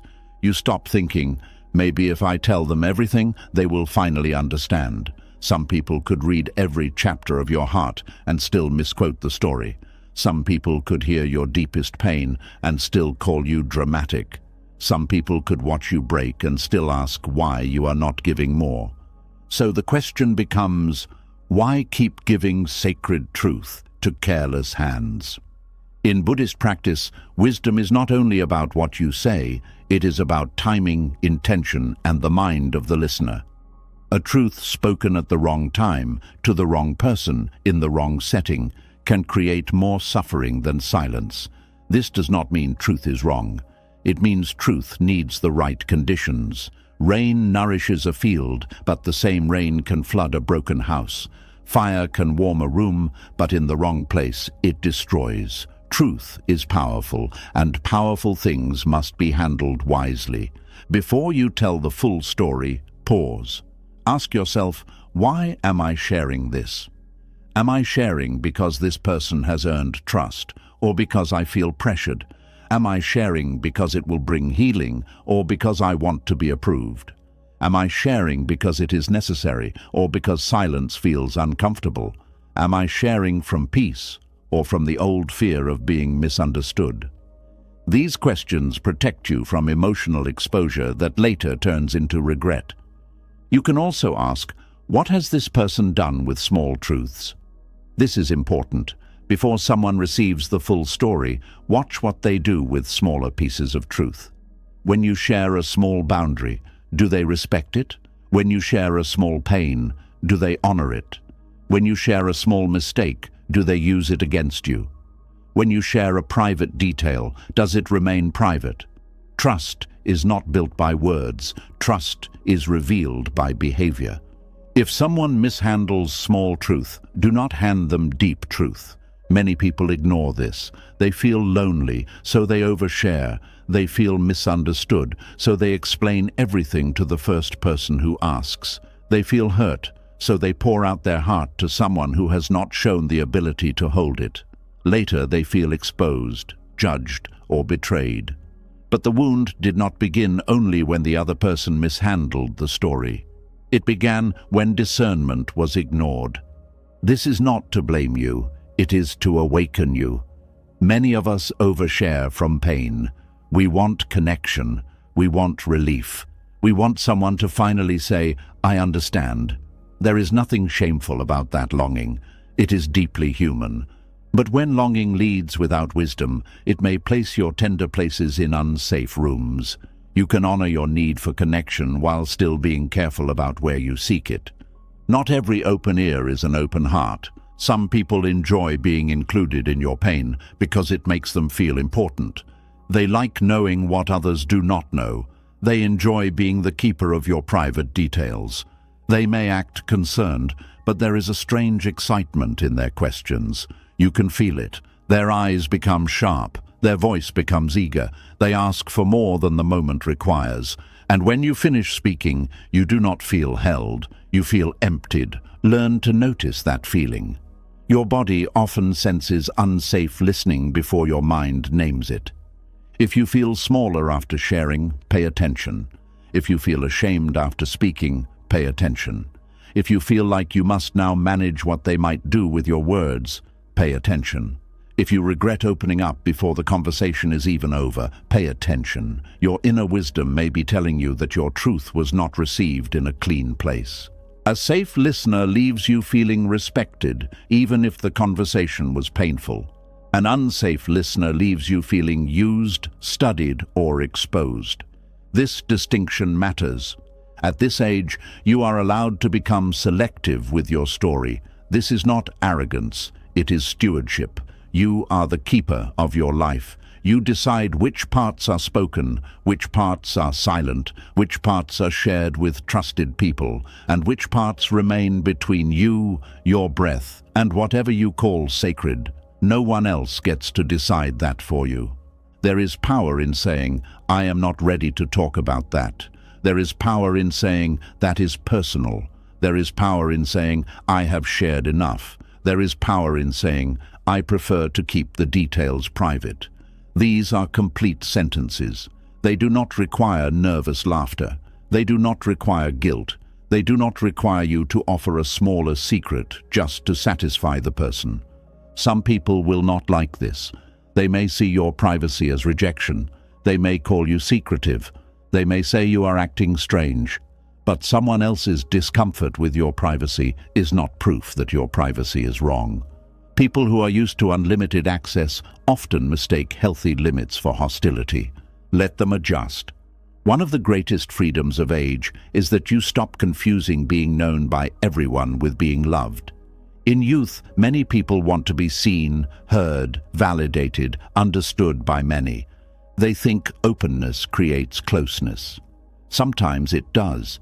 But with time, you learn that being deeply known by a few safe souls is far better than being widely exposed to many unsafe ones. A private life can be a peaceful life. A quiet story can be a protected story. A guarded heart can still be a loving heart. You do not need to explain your whole past to justify your present boundary. Your boundary is valid, even if people do not know every wound behind it. You do not need to retell every betrayal to explain why you trust differently now. You do not need to list every disappointment to explain why you are careful. You do not need to prove the depth of your pain for your healing to be respected. Some people want the full story because they do not respect the short answer. But if someone cannot respect the short answer, they may not deserve the long one. This is a simple but powerful truth. A person who cannot honor "I need space" may not honor the reasons behind it. A person who mocks "I am tired" may not honor the full history of your exhaustion. A person who argues with "I cannot continue this" may use your deeper explanation as a battlefield. Their reaction to the small truth shows you how they may handle the larger truth. Do not ignore the preview. Buddhist discernment is not about judging people with hatred. It is about seeing clearly. Some people are not evil, but they are not safe for your story. Some people may love you in their limited way, but still lack the emotional maturity to hold your truth. Some people may mean well, but their fear, ego, gossip habit, jealousy, or need for control makes them careless. Seeing this does not require anger. It requires honesty. You can say in your heart, "This person is not a safe container for this part of me." That sentence can save you from much suffering. You do not have to condemn them. You do not have to hate them. You simply choose not to place sacred truth where it may be mishandled. There is a deep kindness in this too. Not every person is capable of receiving everything. Sometimes sharing too much with someone who lacks capacity creates confusion, defensiveness, or harm. They may not know what to do with it. They may feel blamed. They may become overwhelmed. They may respond poorly, not because your truth is wrong, but because they are not ready to hold it. Discernment protects both your peace and the other person from a conversation neither of you can carry well. This is especially true with old wounds. Some stories are still tender. They need careful spaces. They need people who can listen without rushing to fix, compare, judge, or explain away your pain. They need people who understand that listening is not the same as taking over. If someone cannot sit with discomfort, they may try to silence your story with advice. They may say, "Just let it go." They may say, "Others had it worse." They may say, "You are still thinking about that." Not because they are always cruel, but because they do not know how to sit beside pain without trying to escape it. Your story deserves better than being rushed out of the room. Some truths are like deep water. Not everyone knows how to swim there. If you bring deep water to someone who only knows shallow conversation, they may panic. They may splash. They may blame the water. They may tell you it is too much. That does not mean your depth is wrong. It means you must choose carefully who you invite into it. At this age, you do not need to apologize for having depth. You only need to stop offering it where it cannot be honored. There is also the matter of timing. A person may be safe in general, but not safe in every moment. Someone may love you, but be too tired to hold a painful story today. Someone may care, but be dealing with their own storm. Someone may have maturity, but the setting may be wrong. Buddhist wisdom understands conditions. A seed needs the right soil, water, light, and season. In the same way, truth needs the right time, the right listener, the right intention, and the right amount. You do not have to pour the whole ocean into one conversation. You can share slowly. You can share in layers. You can test the ground. You can stop when your spirit says enough. You can return later. You can decide that a person gets the outline, not the details. You can decide that someone gets the present truth, not the past history.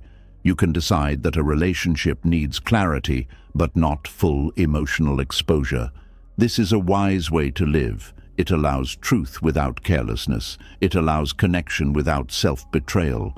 It allows privacy without hiding from everyone. Some people may accuse you of being guarded, but being guarded is not always a flaw. A garden has a gate, not because it hates visitors, but because what grows inside is valuable.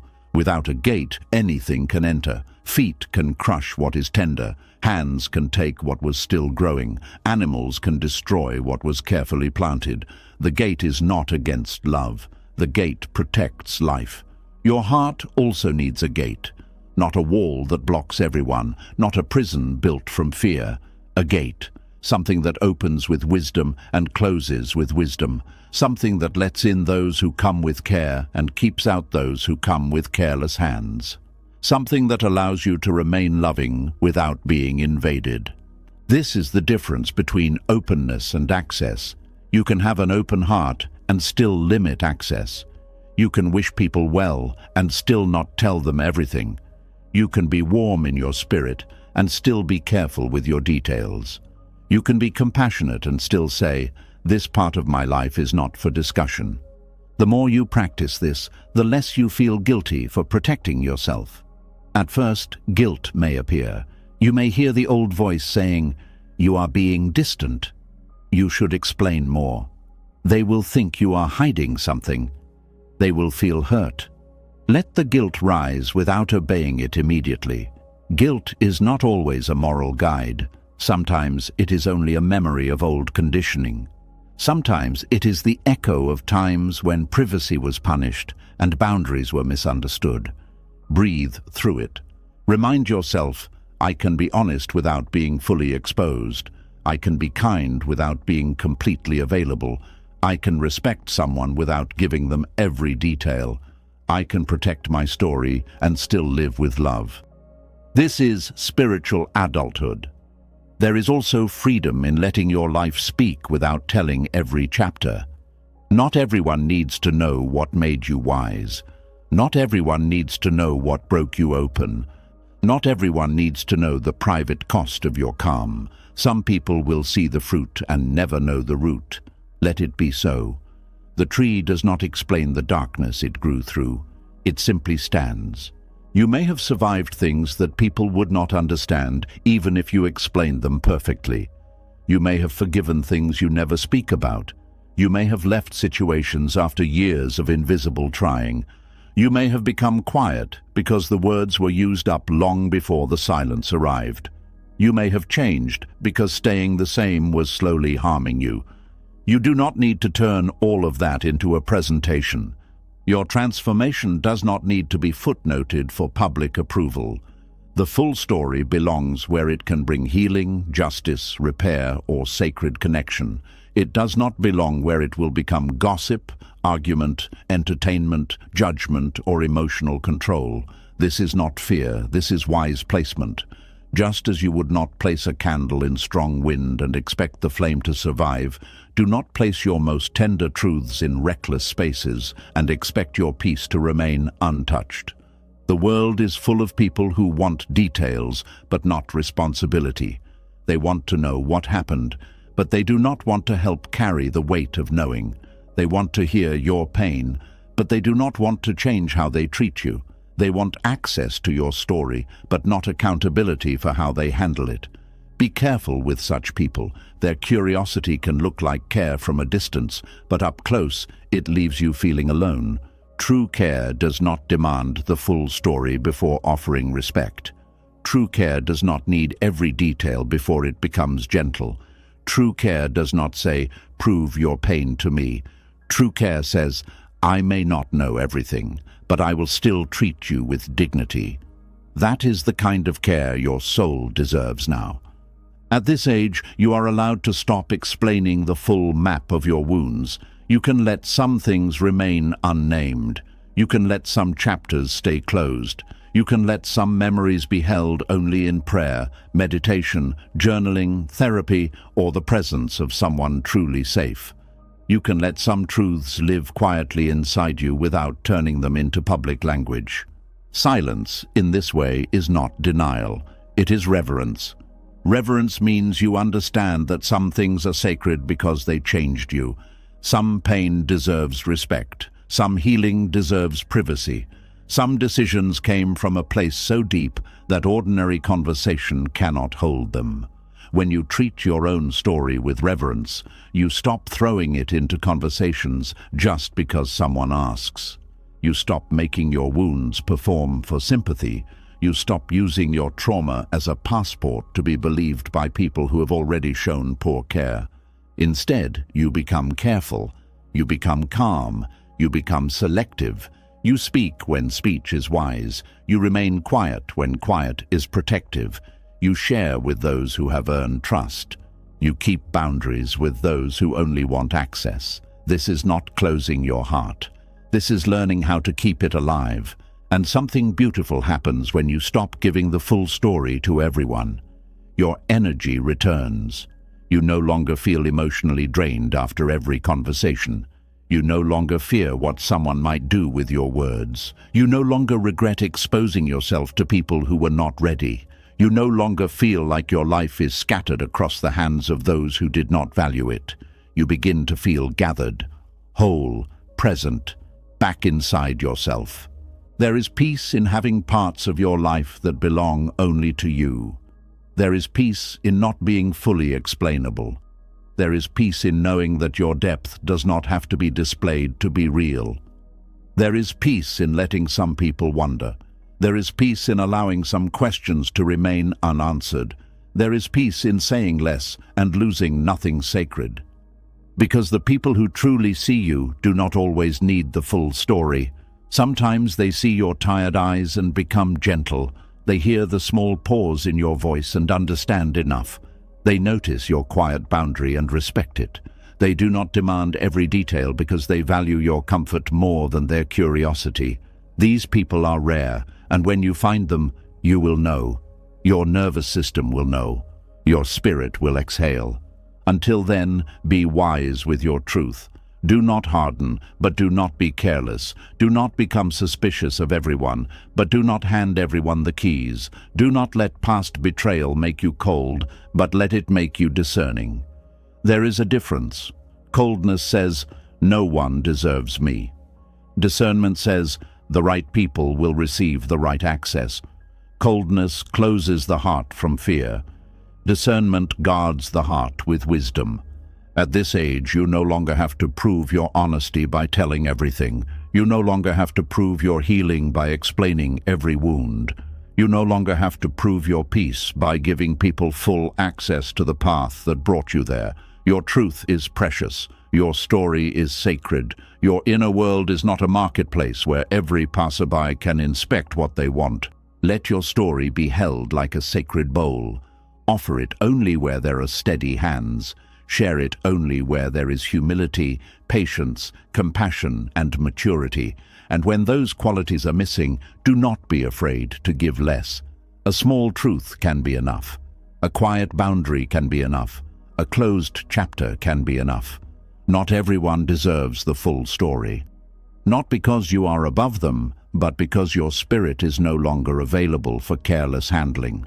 Not because you hate them, but because you have learned the cost of giving sacred things to people who do not know how to honor them. Not because you are hiding your life, but because you are finally protecting it. And when you understand this, you stop feeling guilty for being private. You stop mistaking exposure for honesty. You stop confusing curiosity with care. You stop treating every question as a command. You stop opening your heart in rooms where your peace has no protection. You begin to live with a quieter strength, the kind that does not need everyone to know everything before it feels valid. At this age, let your truth become precious again. Let your story return to sacred ground. Let your words be chosen, not forced. Let your silence be respected, not defended. Let your heart have a gate, not a wall. And let your peace remind you that the full story belongs only where love has proven it can hold the weight. And when your peace reminds you that the full story belongs only where love has proven it can hold the weight, another burden begins to lose its power over you. You start seeing how much of your life was spent standing in invisible courtrooms, trying to defend your heart before people who had already written the sentence. You were not only explaining, you were not only sharing, you were not only trying to be understood, you were acting like your own defense lawyer, gathering proof, arranging evidence, calling witnesses from your memory, and pleading for people to believe that your motives were pure. There is a kind of tiredness that sleep cannot fully fix. It comes from always feeling accused, even when no one has said the words directly. It comes from living with the pressure to prove that you meant well, that you cared, that you tried, that you did not leave easily, that your silence was not cruelty, that your boundary was not selfishness, that your distance was not pride, that your healing was not an attack. And after years of this, your spirit begins to ask, why am I always on trial in front of people who never wanted justice in the first place? That question is painful, but it is also a doorway.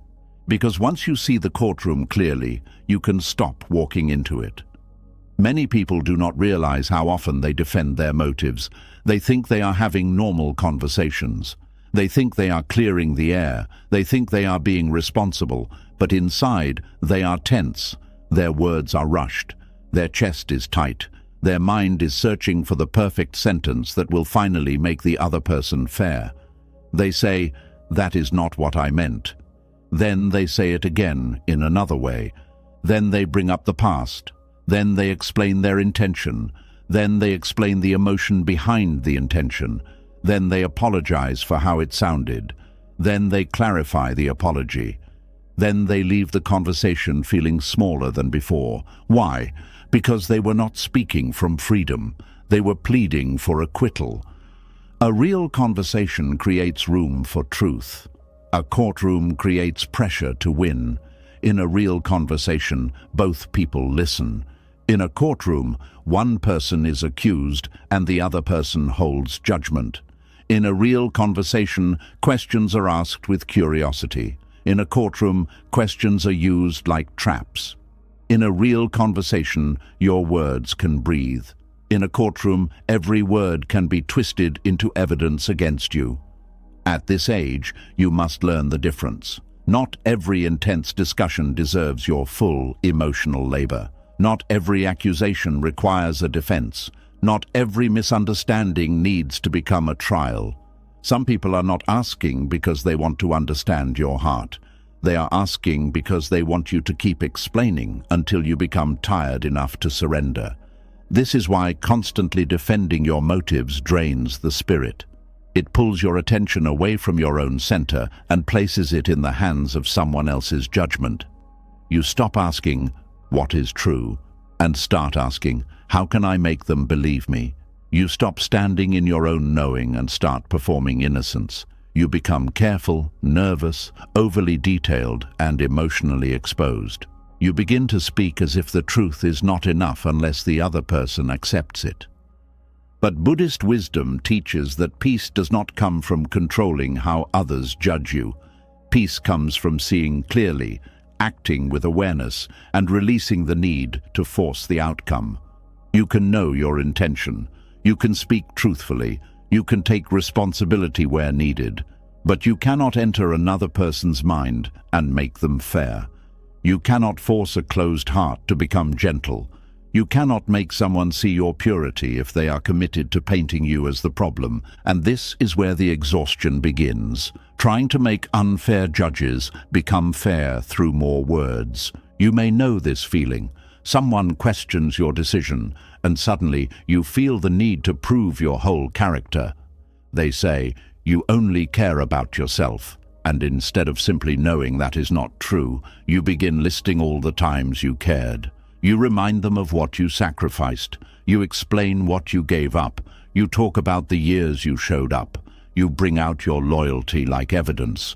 But the person does not soften. They only find another angle. They say, "If you really cared, you would not act like this."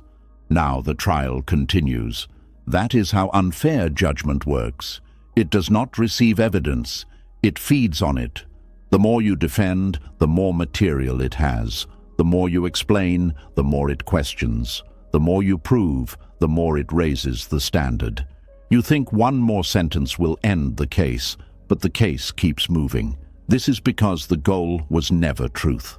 The goal was control, guilt, or emotional victory. A fair person does not need you to bleed before they consider your heart.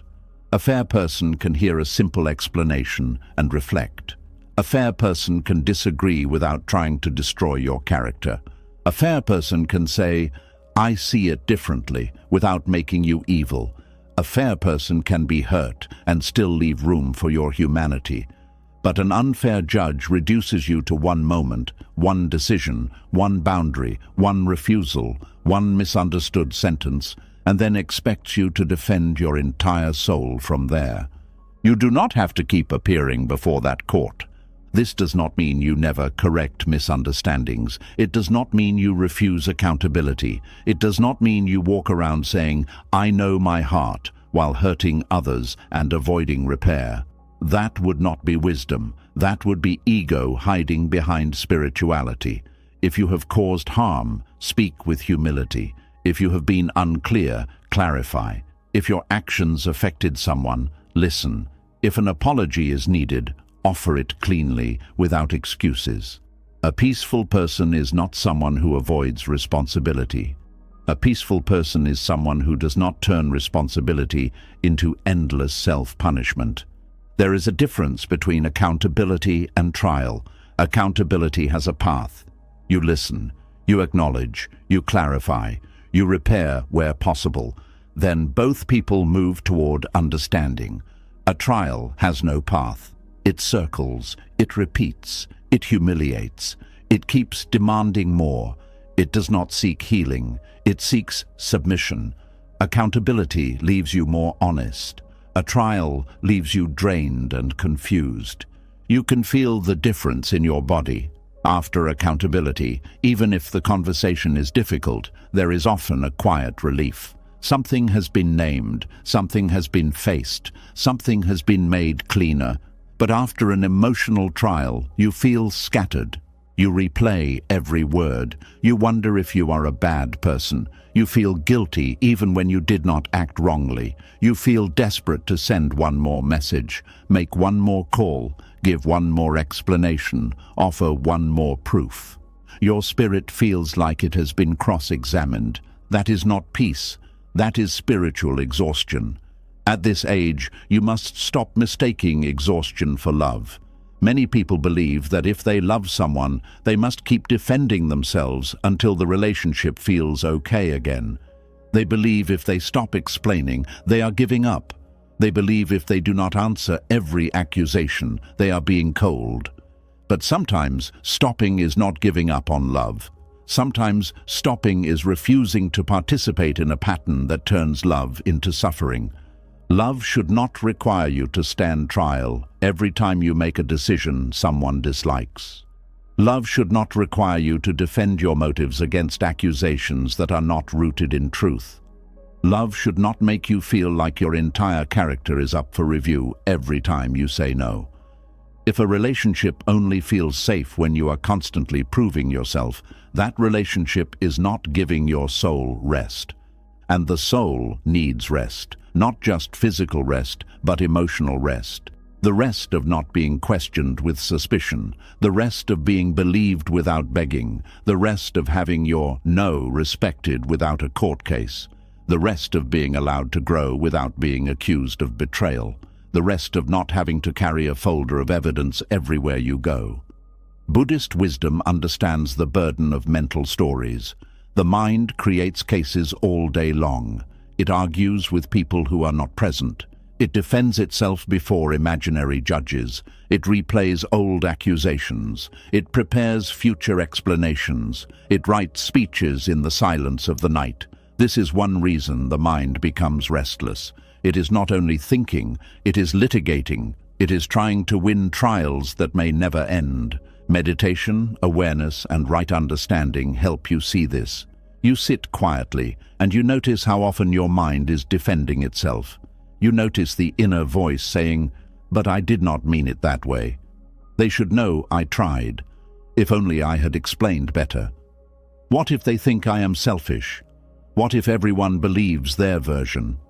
You see how much energy is spent defending a self-image, and gently, with practice, you begin to release the need to win every inner case.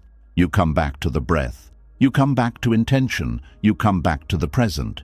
You ask, have I acted with as much awareness as I can? If yes, rest. Is there something I need to repair? If yes, repair it. Is this guilt teaching me, or is it controlling me? Listen carefully. Am I being called into honesty or pulled into another trial? This kind of inner questioning is not self-attack, it is wisdom. It helps you know when to speak and when to step away. The problem with always being your own defense lawyer is that you never get to be fully human. You are always preparing, always alert, always managing the story, always thinking about how your actions may be interpreted, always trying to prevent criticism before it arrives. This keeps you from living naturally. You become stiff inside. Even your kindness becomes anxious. Even your silence becomes strategic. Even your rest feels guilty. You were not born to live under constant examination. At some point, you must return your soul to a place of basic trust. Trust that you can make a decision without explaining it to every person. Trust that your intentions can be clean even when others question them. Trust that you can make mistakes and repair them without turning your whole life into shame. Trust that being misunderstood will not destroy you. Trust that your worth is not decided by the loudest accusation in the room. This trust is not arrogance. Arrogance refuses to look at itself. Trust is willing to look, but not willing to be endlessly condemned. Arrogance says, "I am never wrong." Trust says, "I will be honest with myself, but I will not hand my soul to people who enjoy finding me guilty." Arrogance avoids the mirror. Trust looks into the mirror, then walks away from the courtroom. There is a quiet freedom in knowing your motives without needing to display them. You can know you stepped back because your peace was suffering. You can know you said no because your body was tired. You can know you left because the pattern was harming you. You can know you became silent because words had stopped helping. You can know you chose differently because your life needed healing, and you can let that knowing be enough. Not everyone will accept it. Some will say you are making excuses. Some will say you are hiding. Some will say you are acting innocent. Some will say you are avoiding responsibility. Let their words pass through the filter of truth. If there is something useful there, learn from it. If there is only accusation, do not drink it. Not every opinion deserves to become your inner voice. This is important because many people internalize unfair judges. At first, the judge is outside, a parent, partner, friend, sibling, community, co-worker, or relative. But after years of defending yourself, the judge moves inside. Even when no one is accusing you, you accuse yourself. Even when no one is watching, you explain yourself internally. You feel guilty for resting, guilty for choosing, guilty for changing, guilty for needing space, guilty for being happy without someone's approval. The courtroom has become internal. Buddhist practice helps you notice the inner judge without becoming its prisoner. You can say, "This is the voice of fear. This is the voice of old guilt. This is the voice of someone I used to obey. This is not wisdom." When you name it, it loses some power. You begin to see that every accusing thought is not truth. Some thoughts are old conditioning. Some thoughts are memories. Some thoughts are echoes of people who benefited from your self-doubt. You do not have to believe every thought that prosecutes you. This realization can change your whole life. You may still feel the old fear, but you do not have to build a legal defense for it. You may still feel misunderstood, but you do not have to chase everyone who misunderstands you. You may still feel the impulse to explain, but you can pause before obeying it. In that pause, freedom grows. There is a simple practice that can help. When you feel accused, before you defend yourself, ask, "Is this person fair?" Not perfect, fair. Are they willing to listen? Are they able to see more than one side? Have they shown respect for truth before? Do they ask questions with care or with a desire to trap? Do they want understanding or do they want a confession? If the person is not fair, do not give them the power of a judge. You can also ask, "Is this conversation going somewhere healing?" If the answer is no, then more defense may only deepen suffering. A conversation that goes nowhere does not become wise because you stay longer. A person who twists everything does not become safe because you explain more gently. A courtroom does not become a home because you decorate your words with kindness. Sometimes the wisest response is, "I have explained what I can." Sometimes it is, "I do not agree with how you are describing my intentions." Sometimes it is, "This conversation is no longer helpful."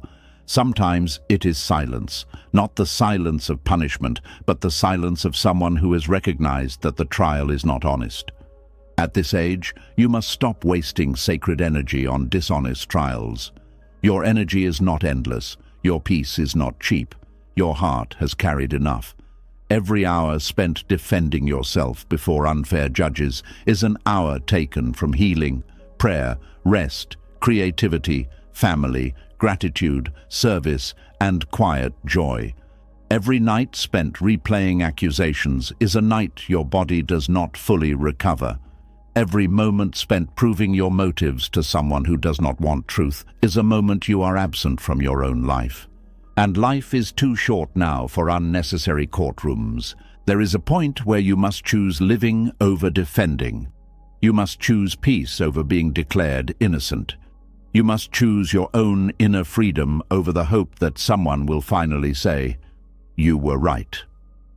That sentence may never come. Some people will never admit they judged you unfairly. Some will never apologize for twisting your motives. Some will never confess that they enjoyed making you feel guilty. Some will keep their version because it protects their pride. If you wait for their fairness before you rest, you may never rest.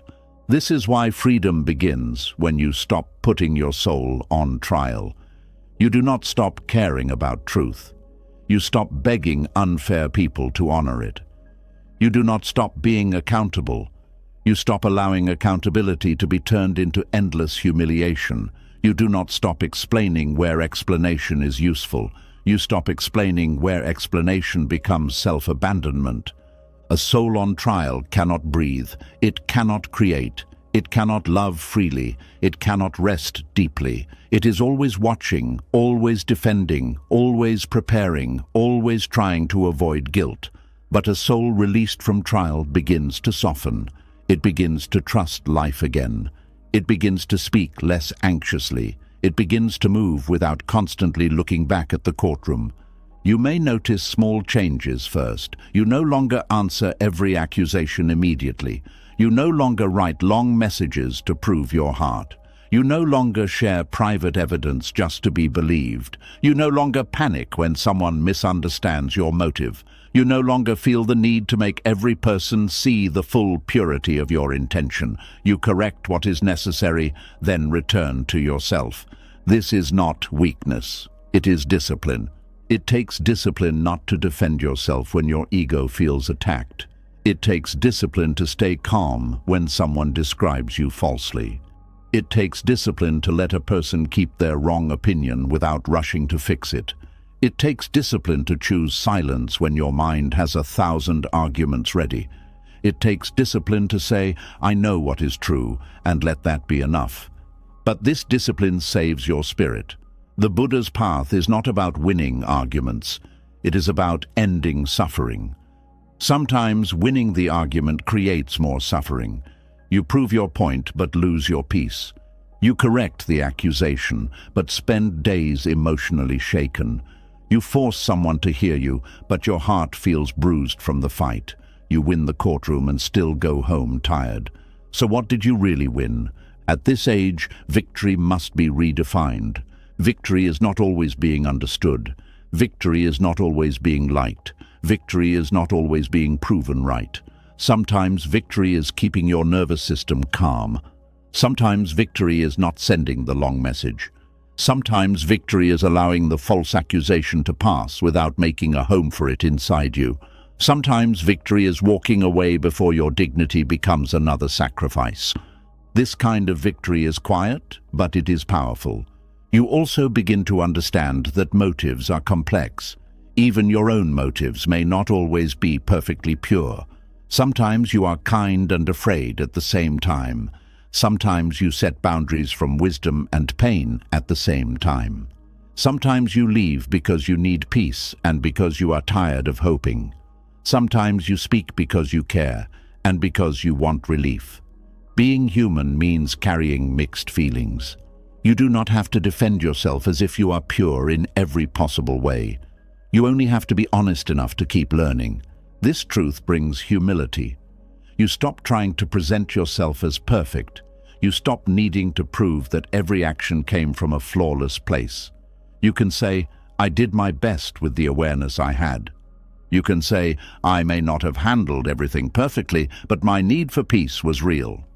You can say, I am willing to learn, but I will not accept a false sentence over my whole character. That is a mature way to live. Humble, but not self-abandoning. Open, but not defenseless. Accountable, but not imprisoned. Some people may try to use your humility against you. The moment you admit one small mistake, they use it to condemn everything. You say, maybe I could have communicated better, and they say, exactly, so this is all your fault. You say, I was hurt, and they say, so you admit you were emotional. You say, I needed space, and they say, so you abandoned us. That is not fairness. That is manipulation of honesty.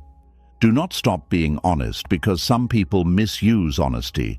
Just become more discerning about where and how you offer it. Honesty is sacred.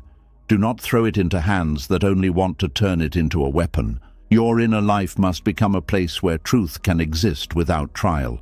You can sit with yourself and ask, was I acting from fear? Was I acting from love? Was I avoiding something? Was I protecting peace? Do I need to apologize? Do I need to stand firm? These questions help you grow, but ask them with compassion, not violence. You are not here to become your own harsh judge. You are here to become your own wise witness. The harsh judge says, you are guilty. The wise witness says, look carefully. The harsh judge says, you are bad. The wise witness says, what can be learned? The harsh judge creates shame. The wise witness creates awareness. The harsh judge traps you in the past. The wise witness helps you walk forward with more consciousness. This is the inner shift that ends the need for outer courtrooms. When you trust your own wise witness, you do not need unfair people to define you. You can listen to feedback without collapsing. You can admit mistakes without drowning. You can reject false accusations without hatred. You can stand in your truth without needing to perform innocence. At this age, let your soul retire from the job of constant defense. It has worked too long in that role. It has stayed awake too many nights. It has answered too many accusations. It has carried too many files from the past. It has tried too hard to make unfair people fair. Let it rest now. You're allowed to close the case in your own heart. You're allowed to stop presenting evidence to people who keep changing the charge. You are allowed to say, I know what happened, I know what I meant, I know what I have learned, and I will not keep bleeding on this floor. You are allowed to leave the courtroom without hatred. You are allowed to walk into the open air of your own life. And when you do, you may feel strange at first. Peace can feel unfamiliar after years of defense. You may wonder, should I say more? Should I explain again? Should I make sure they know? Let those thoughts pass. They are old habits knocking on a door you no longer have to open. Breathe. Return to the present. Feel the dignity of not defending what does not need defense. Your motives are not always for public inspection. Your soul is not a witness stand. Your life is not a case file. Your peace is not waiting for a verdict. The people who love you fairly will not require endless proof. The people who judge you unfairly will not be satisfied by it. So save your breath for what heals. Save your words for where they matter. Save your energy for a life that is no longer built around defense. At this age, you no longer have to be your own defense lawyer. You can be your own protector, your own witness, your own place of return.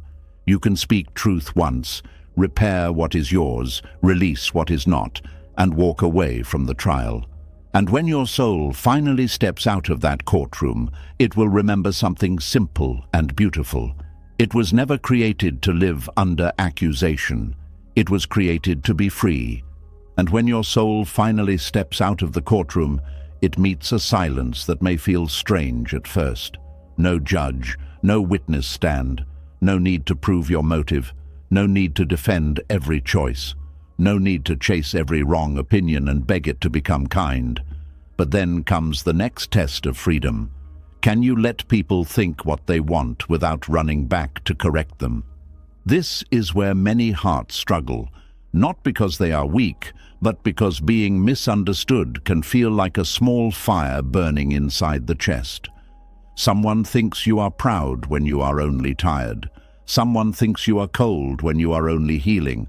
Someone says you left because you stopped caring, when the truth is, you cared so much that staying was slowly breaking you. And the old self wants to rush in, explain, defend, correct, prove, and rescue your image before it is ruined. But at this age, Buddhist wisdom asks you a deeper question. Must every false idea about you be repaired before you allow yourself to be free? There is a quiet strength in letting people think what they want. It is not the strength that shouts. It is not the strength that wins arguments. It is not the strength that demands everyone must know the truth. It is the strength that sits calmly inside itself and says, I know what is true, and I no longer need every mind to agree with it. That kind of strength is rare because the human heart wants to be seen correctly. We all want our intentions to be known. We all want our kindness to be recognized. We all want people to understand the pain behind our choices, the patience behind our silence, the love behind our distance, and the courage behind our boundaries. There is nothing wrong with wanting to be understood. The suffering begins when your peace depends on being understood by everyone. Because the world is full of people who will only know fragments of you.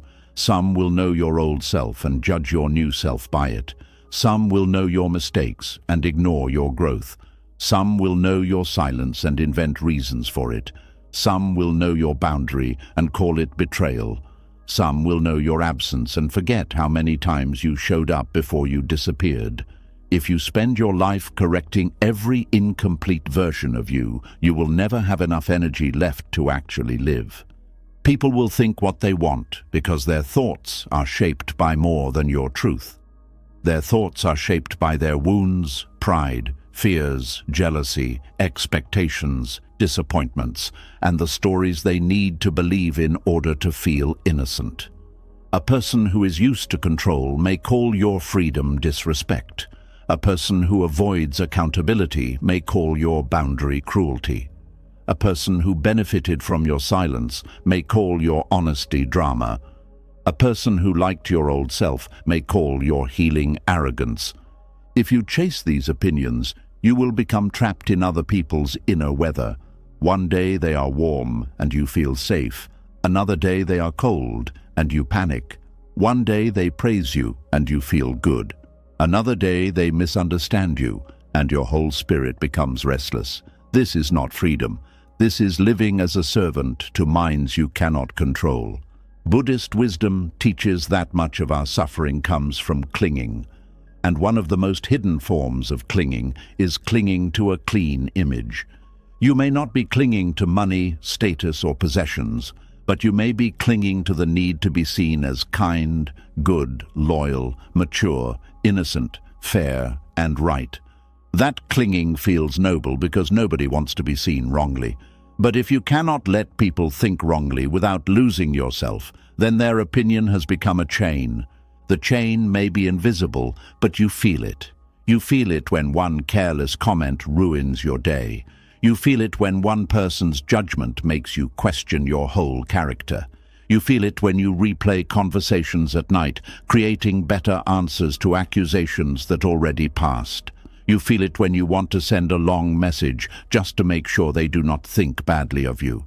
You feel it when your body becomes tense because someone has the wrong story, and you believe you cannot rest until you correct it. But what if you could rest anyway?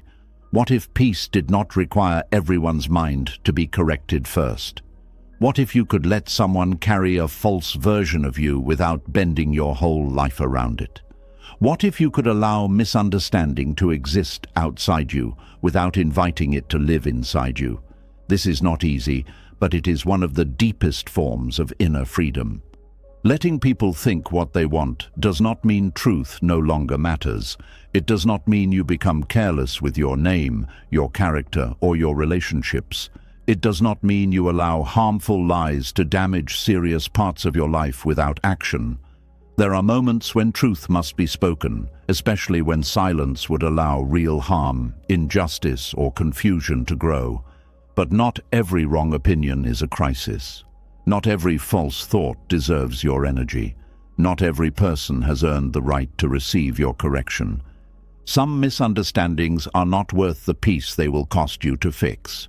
This is where discernment returns. You ask, is correcting this necessary, or is my ego just uncomfortable? You ask, will this conversation bring clarity, or will it drag me back into suffering?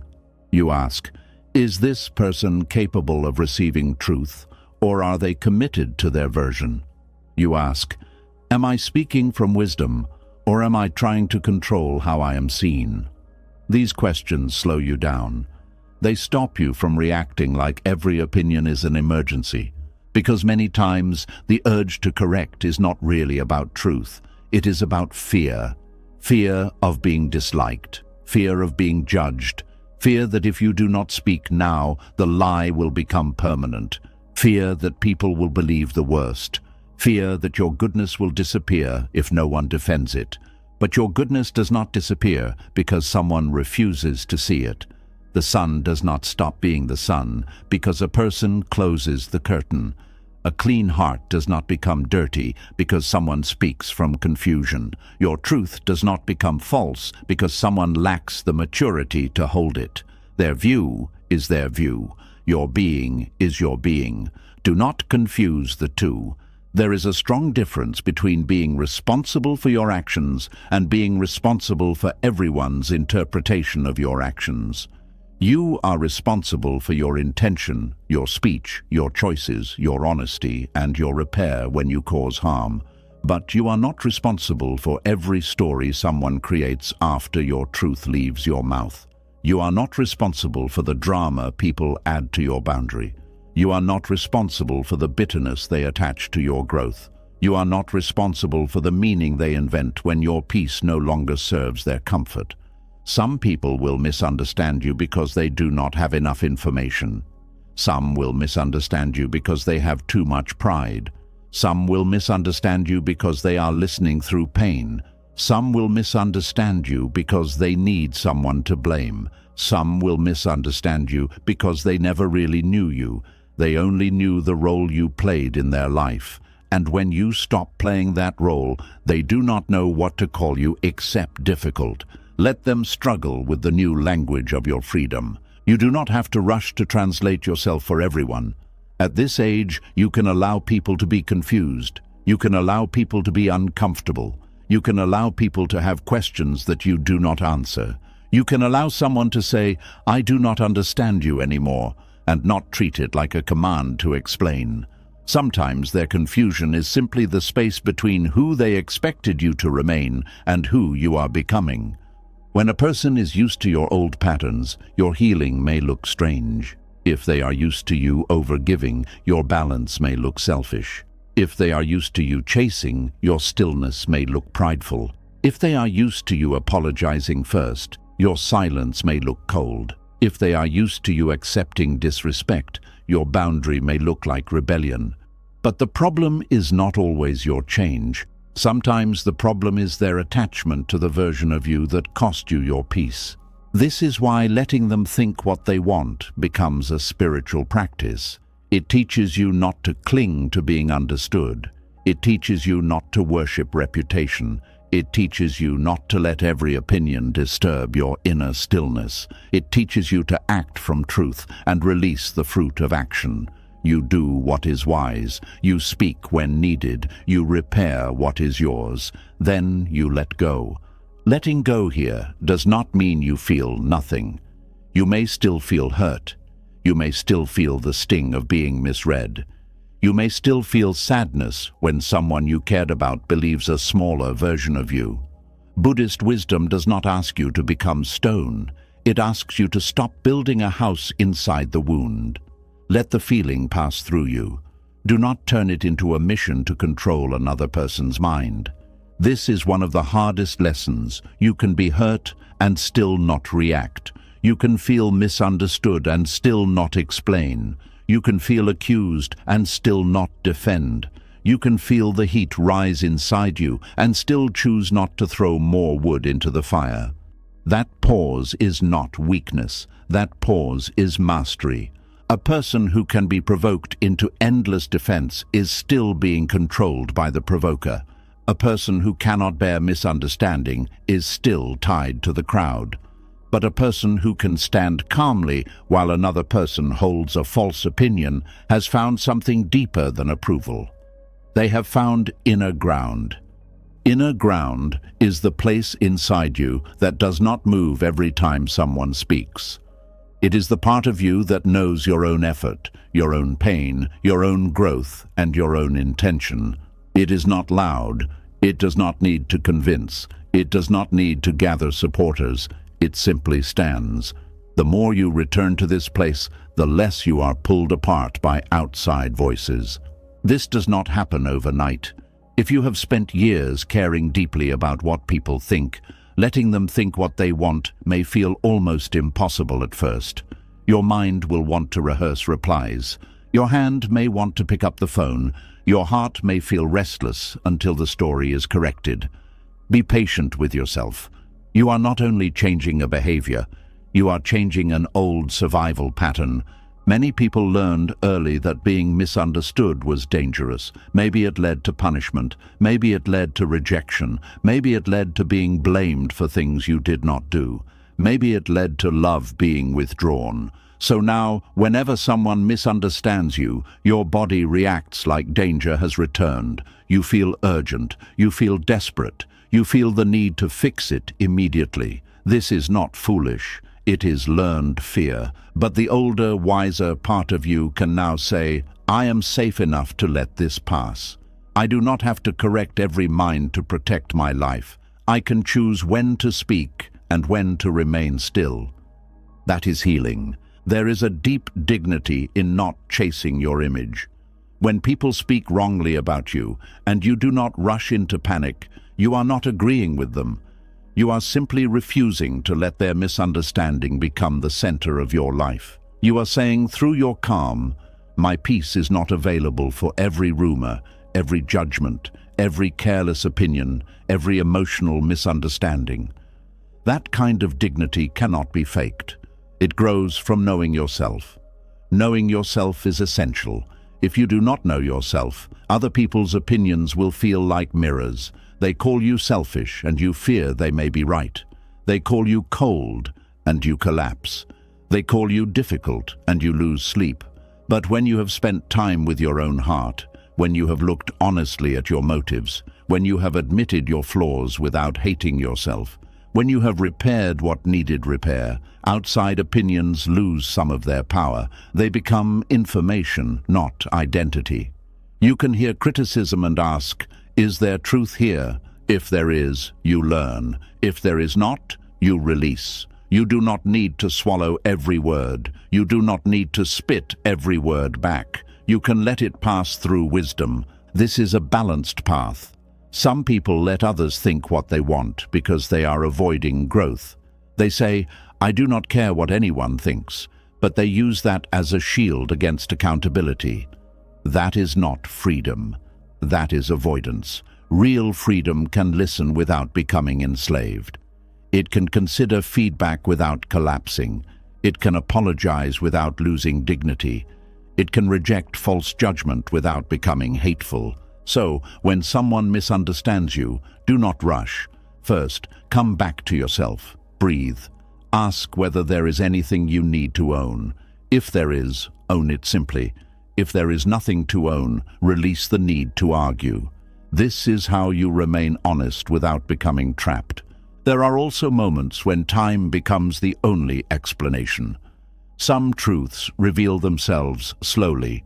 You may not need to correct every false idea today. Your consistency will speak. Your character will speak. Your peace will speak. Your actions over time will speak. People who truly want truth will eventually see more clearly. People who do not want truth will keep twisting even when evidence stands in front of them. Let time separate the honest from the stubborn. There is a reason nature does not rush to defend itself. A tree does not argue with the person who says it is dead in winter. It waits. In its season, leaves return. A river does not explain its path to every stone. It keeps flowing. The moon does not defend itself when clouds hide it. It remains. There is wisdom in this. Not everything true needs immediate defense. Some truth is best revealed by steady being. Your life can become like that. Steady, quiet, clear. You do not need to run after every person saying, "Please see me correctly." You continue living in a way that matches your values. You continue choosing peace. You continue acting with care. You continue growing. You continue becoming. And those who have eyes to see will see. Those who are determined not to see will not. Every time you chase a misunderstanding, you spend life force. Every time you argue with a false version of you, you give it attention. Every time you defend yourself to someone who is not listening, you weaken your own peace. The cost is not only emotional, it affects your body, your sleep, your focus, your joy. You cannot keep pouring energy into other people's opinions and still have enough left to build the life your spirit needs. At this age, you must become careful with your energy. Not stingy, careful.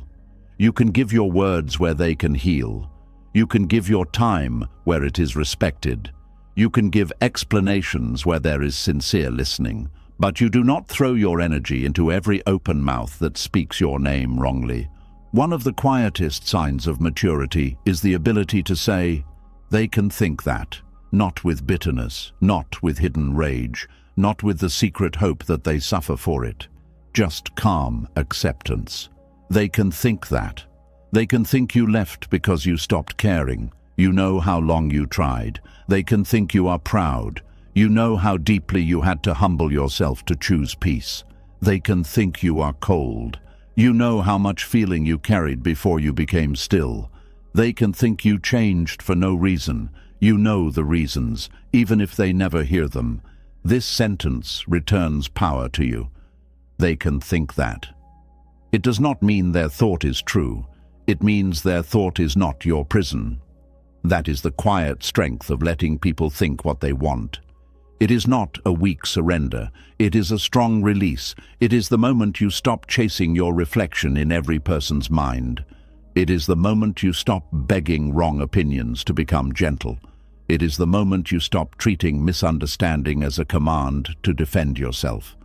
It is the moment you understand that your peace is not waiting for anyone's approval. At this age, allow yourself to be free in this way, free from chasing, free from correcting, free from proving, free from the need to be seen perfectly, free from the burden of managing every version of you that exists in the minds of others. Let your truth live in your actions. Let your peace live in your body. Let your wisdom live in your choices. Let your life speak calmly without running after every ear. And when the old urge rises again, when you feel the need to explain, defend, correct, and make them understand, pause, breathe. Remember who you are. Remember what you have learned. Remember that a wrong opinion is not a sentence unless you make it one. Remember that not every mind is a home for your truth. Remember that you can be misunderstood and still be whole. At this age, you no longer owe your peace to people's opinions. You no longer owe your energy to every false version of you. You no longer owe your breath to every careless judgment. Let them think what they want. Let your soul remain free. And if you have listened this far, let this truth settle gently in your heart. At this age, you no longer have to live as if your peace needs approval. You no longer have to defend your silence, explain your distance, perform your goodness, prove your loyalty, or open your full story to people who only came to question it. You no longer have to stand in emotional courtrooms, begging unfair judges to understand your motives. You no longer have to correct every false version of you, answer every accusation, or keep bleeding just to be seen as kind. Buddhist wisdom reminds us that freedom does not always arrive with noise. Sometimes freedom arrives as a quiet no. Sometimes it arrives as a closed door. Sometimes it arrives as a calm breath before you choose not to react. Sometimes it arrives when you stop explaining pain to people who keep causing it. Sometimes it arrives when you finally understand that your boundaries do not need a beautiful speech. Your healing does not need an audience. Your growth does not need announcement, and your peace does not need permission. The right people will not require endless reports before they respect your heart. The wrong people may call your peace selfish, your silence rude, your distance pride, and your boundaries cold. Let them. You are not here to keep proving your soul to people who are committed to misunderstanding it. You are here to live with awareness, compassion, clarity, and calm. You are here to speak when wisdom calls you to speak, and to be silent when silence protects what is sacred. You are here to walk away without hatred, to love without losing yourself, and to finally live without needing permission to be at peace. So from this moment, stop carrying explanations that only make you tired. Stop reopening wounds for people who are not gentle with your story. Stop shrinking your truth so others can stay comfortable. Let your actions speak. Let your character speak. Let your peace speak. And when your heart feels tempted to defend itself again, remember this. You do not owe everyone access to the deepest rooms of your life. If this message touched something in you, write in the comments, "I choose peace without explanation." Let those words be your small declaration of freedom today. And if there is one explanation you are finally ready to stop giving, share it in the comments too. Someone reading it may find the courage to free themselves. If you want more calm, honest, and soul-opening wisdom like this, subscribe to the channel and turn on the bell. Your peace deserves a place to keep growing.